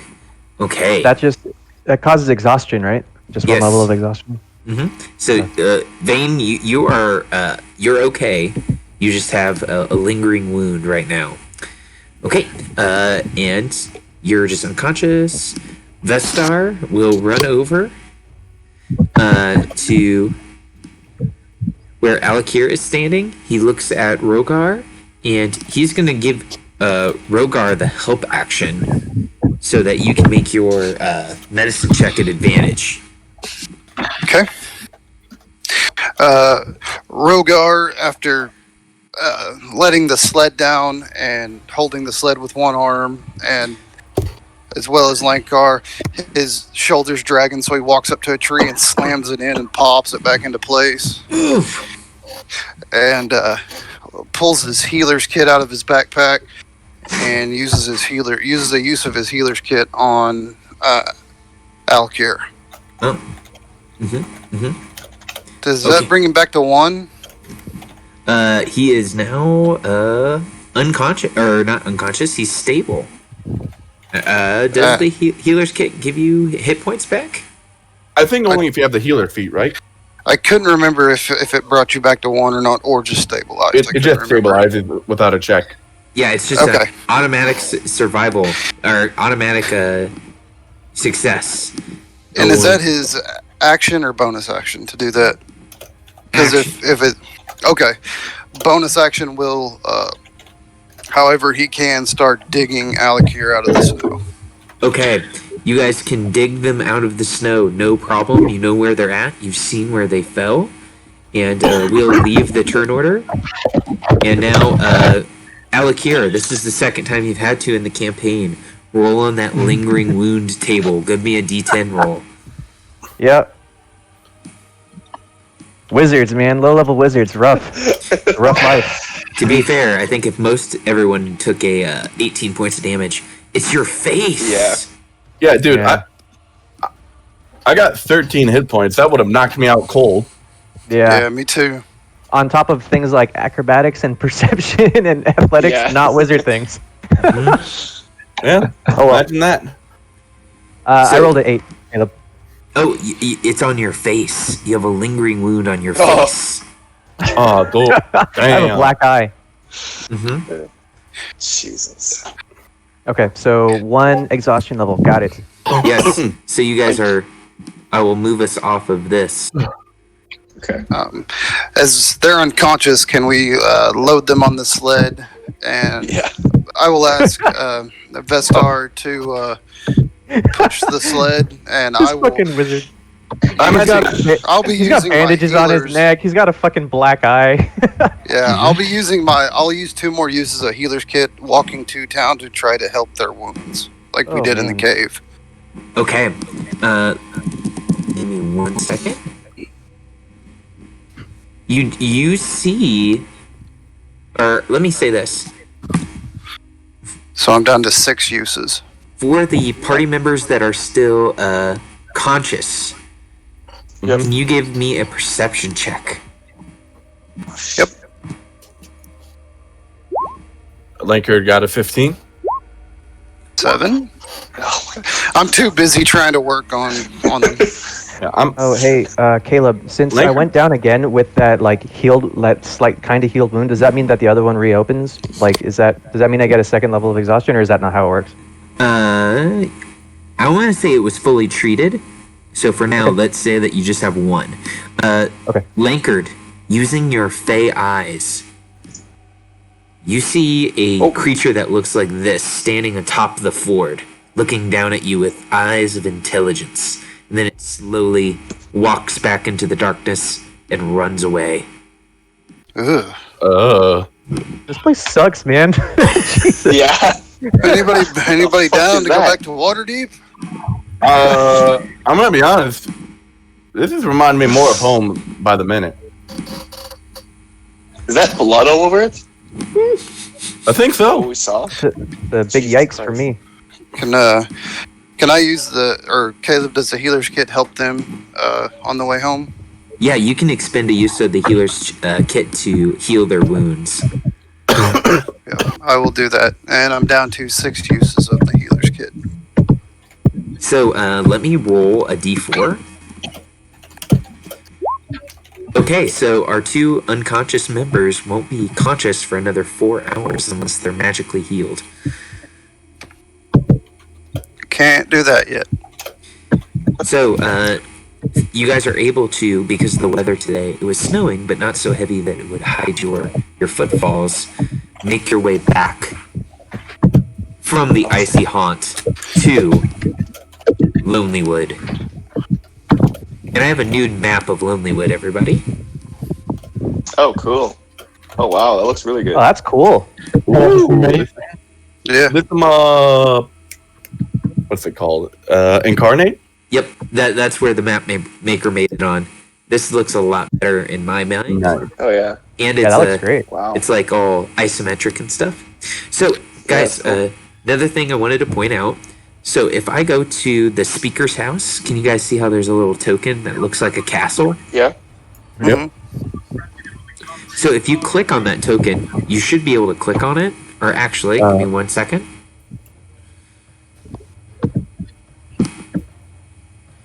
Oh, yeah. It finally loaded. Yeah, it's so cool. So, if you click on that token, I think you should be able to, because it's not assigned to anything. Up at the top, you should see a location macro, or actually, I might need to give you guys access to that. Give me a second Yeah, I here. think so. Yeah, clicking on it does nothing right now. Furiously clicking. So up at the top left-hand side, do you guys see the box that says ability score, initiative dice? Does it open not those up anymore, for you? No. Wait, say it again? So if Clicking you on it? No. No. No. okay, well, I'll fix that. Oh. But by clicking on it, I showed this earlier. You should be able to Oh, open cool. this. Now in the chat, do you see how there's the learn more? Yeah. If you click on the That's learn cool. more, you'll see the things they have for sale and the services. Oh, cool. Oh, wow. Cool. Oh, that's super cool. Yes. Nice. Half dozen cookies. 120 cookies. Shit. Yeah. What? And that's for the other Oh, place in that's so town. cool. We have The bar, the though. Scrim The Chamber. inn Oh, that we yeah. stayed at. Oh. The not in. Nice. I thought That's super cool. the tavern was the Lucky Liar. That is the Happy Scrimshander is kind of a general store. So The Can Lucky we, Liar's the inn, right? That, Oh yeah, Yeah, you're right. You're right. I'm Can wrong. we take them straight to the Lucky Liar to try to get our unconscious friends into the heat? absolutely. So you guys head into the Lucky Liar. Yeah. Oh, and we're missing one Morgan right now. Linkard will carry him Veil in on her shoulder. By the way, The she- moose got her, you guys. she's small enough that he could probably carry her. Yeah, I've got the wizard and Alec here, one on each shoulder. Even though I look scrawny. Yeah, you're the same strength. Everything. It's just that your body is just a little skinny. All these Yeah. people seeing us walk in, they see the two unconscious people, the decrepit-looking orc, and God. Linkard is still glowing from the eyes, and yeah, we left like what, 2 hours ago? 3 hours ago? It's been a total of 4 hours since you guys have been gone. Yeah. Vestar looks like right? Vestar Oh, looks like a they got damn it. monster. Yeah. Yeah. Oh my God. Some Got bat cross, ears. I'm some gonna- crossbred lichen. I'm gonna ask Vestar to stay outside. He will. He opens his mouth and nothing comes out as he is being NPC played right now. And I will take Alec here to the closest fireplace, get a chair, and place him in it so he's warm until he wakes up. It's a good shout. Good shout. And then go place the dead wizard on top of the bar. She will start back. She says, "So it says we Shatters feared. into a million. He Found he your died. wizard. What happened? Can you tell me what happened?" a white dragon wormling that was following a rill had been around your area, and that was, we believe, the avian thing he was seeing flying, and it took him, unfortunately, as well as a man from another village. Oh, no. Well, that's terrible. And did you see anything else there, or just him dead? We took out the dragon, and also they had some wolves for pets, as well as some demonic. Well, I don't know what kind of demons they were, but they took the form of penguins, but they were demonic penguins in the cave.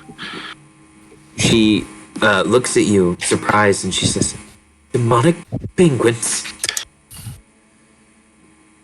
Very nasty things. She has no idea. She's like, We realize it sounds ridiculous. Those ridiculous motherfuckers. How does that sound ridiculous to you guys?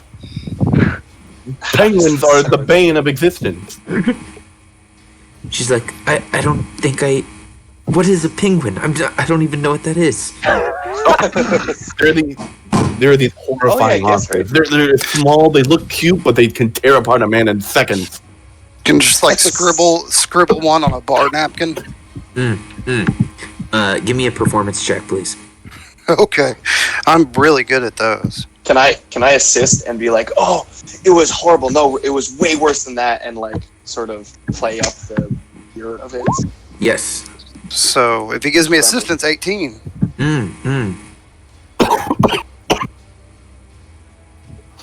Yes. She looks at it and she's like, "Oh, I've seen drawings of these before. It doesn't look that bad. What did they try to do to you?" They tried to eat us. Oh. Starting from the genitals. She looks at you, she says, "That's the best place to start. It's soft and squishy." They had made stew out of one person and had the other man on a Spitfire.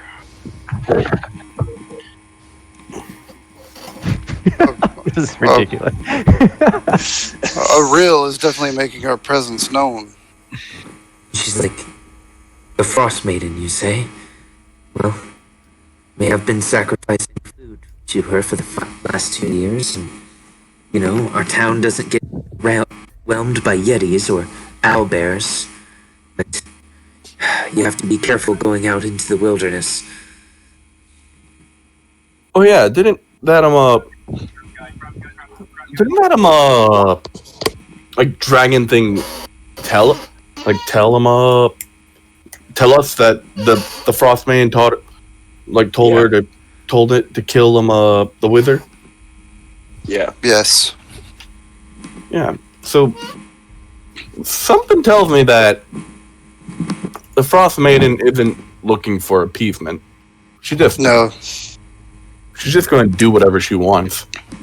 Your sacrifices don't seem to be making any sway on her. Well, there's always going to be people in town with their ideas on how to stop it. If anyone comes to me with ideas or whatever, I come to you, give those ideas to you. None of the other speakers are really in the mind for good ideas, it seems, or for new ones. Barkeep, I know that you said you were only a tavern. Is there a place in this town that rents rooms? Yes, there is. The speaker's home. She rents rooms. They're quite squalid, if I do say so myself. You know, I think she's only charging a silver piece a day. Speaking of coin, Oh yeah, it's time to settle our affair. Yeah, you know what? Wasn't there a closed up inn in town? Well, also we can say I'm gonna say at that wizard's place. we can say at the wizard's place. Yeah, Yeah, we could definitely stay at the wizard's place, but do you think maybe we can like how much do you think it would take to to resurrect that inn? She You want to says, start running an inn together? I mean, sure, why not? I got Six adventurers in an inn. Is that our Yeah. sitcom? yeah, why not? We got she looks at you and she says, well, I don't have the deed to the in particular. The person holding that, I believe that would be the speaker herself. all right.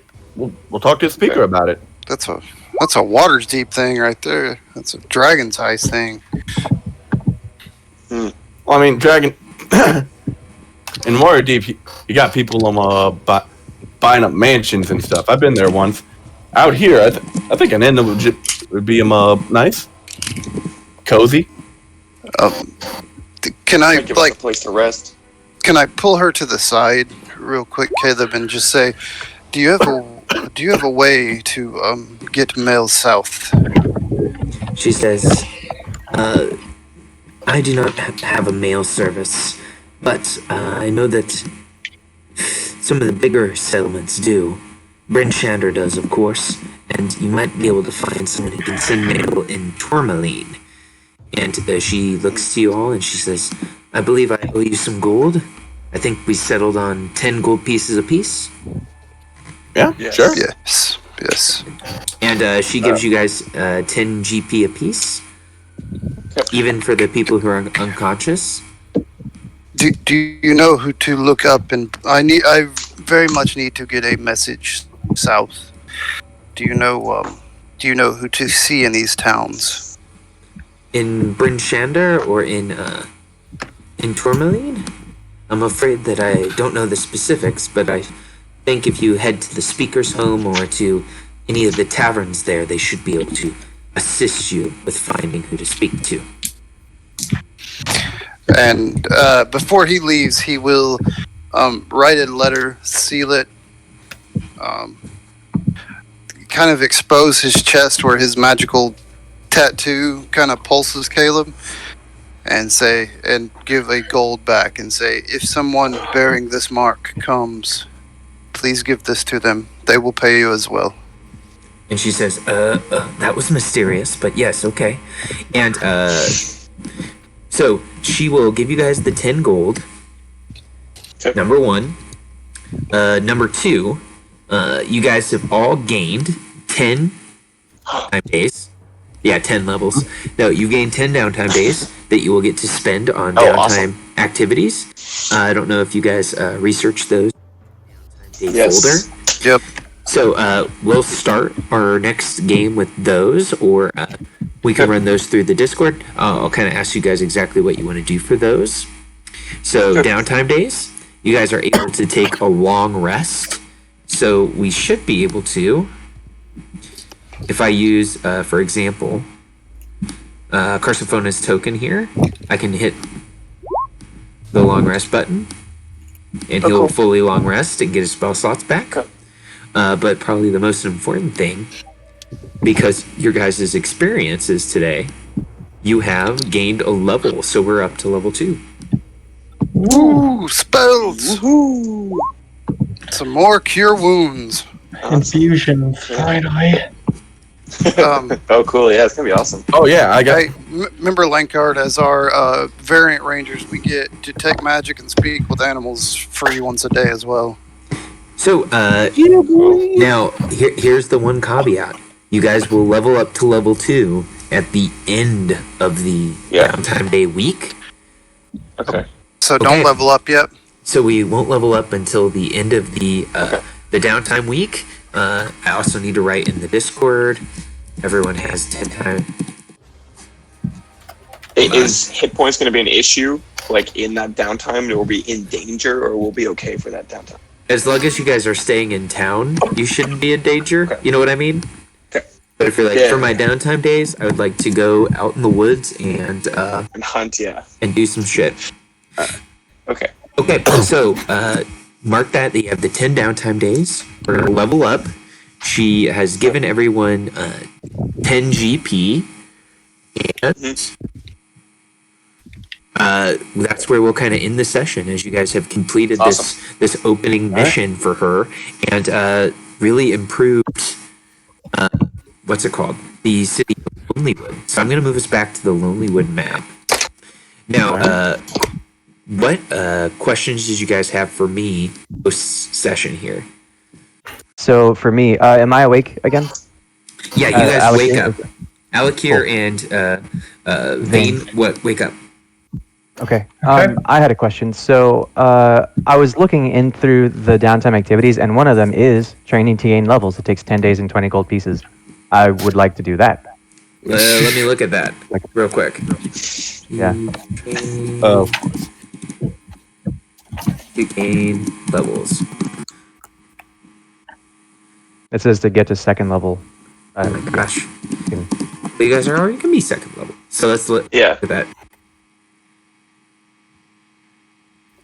Is that when I might have to nix? Because I just can't.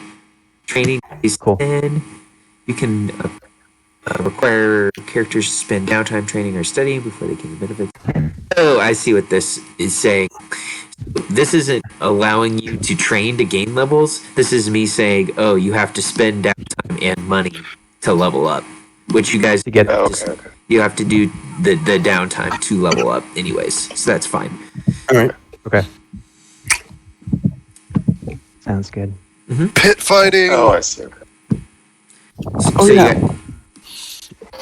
Okay, so Okay. do we roll for hit points or do we take the average? You guys can do either, and if you decide to roll, you will take the results, and you will happily be like, okay, I rolled a 2, that's my result. Or you can take the average. Oh, we I'm do gonna it. take the average. I'm not a But monk. we're gonna do that next session after we do our downtime week. Yeah, We're I know, not I'm leveling up. Okay. I'm doing the level up in a dungeon master's vault right now, and like after the downtime's over, I'll apply it to the character sheet. Yeah. Makes sense.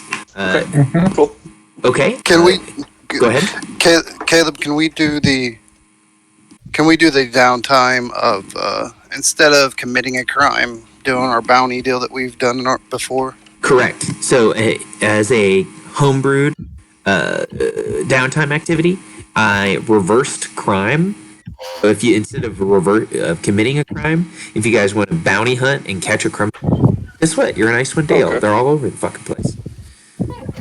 Okay. It's the reason most of these people are up here.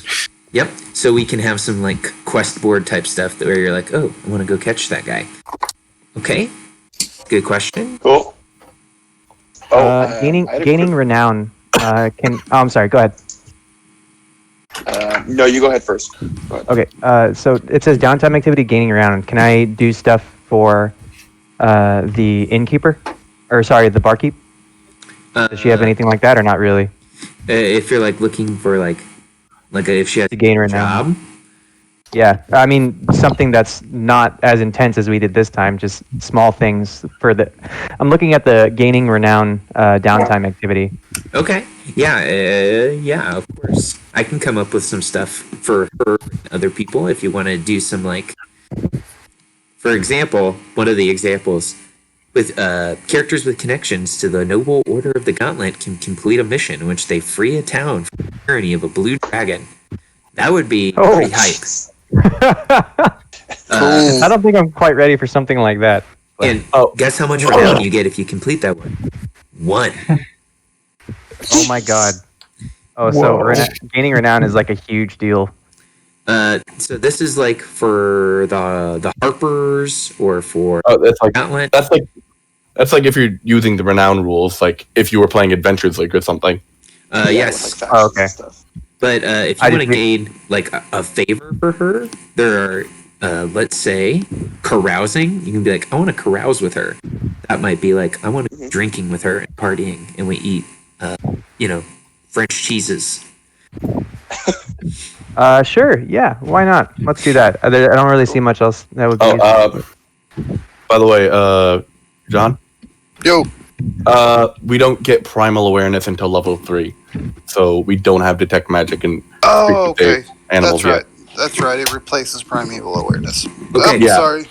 But We if got you wanted to do spellcasting, sorry for the interruption. If you wanted to do the gaining renown thing, I can give her some small stuff like, one of my friends lost her puppy. Please go find her puppy for me within your downtime, and you will gain 1 renown point.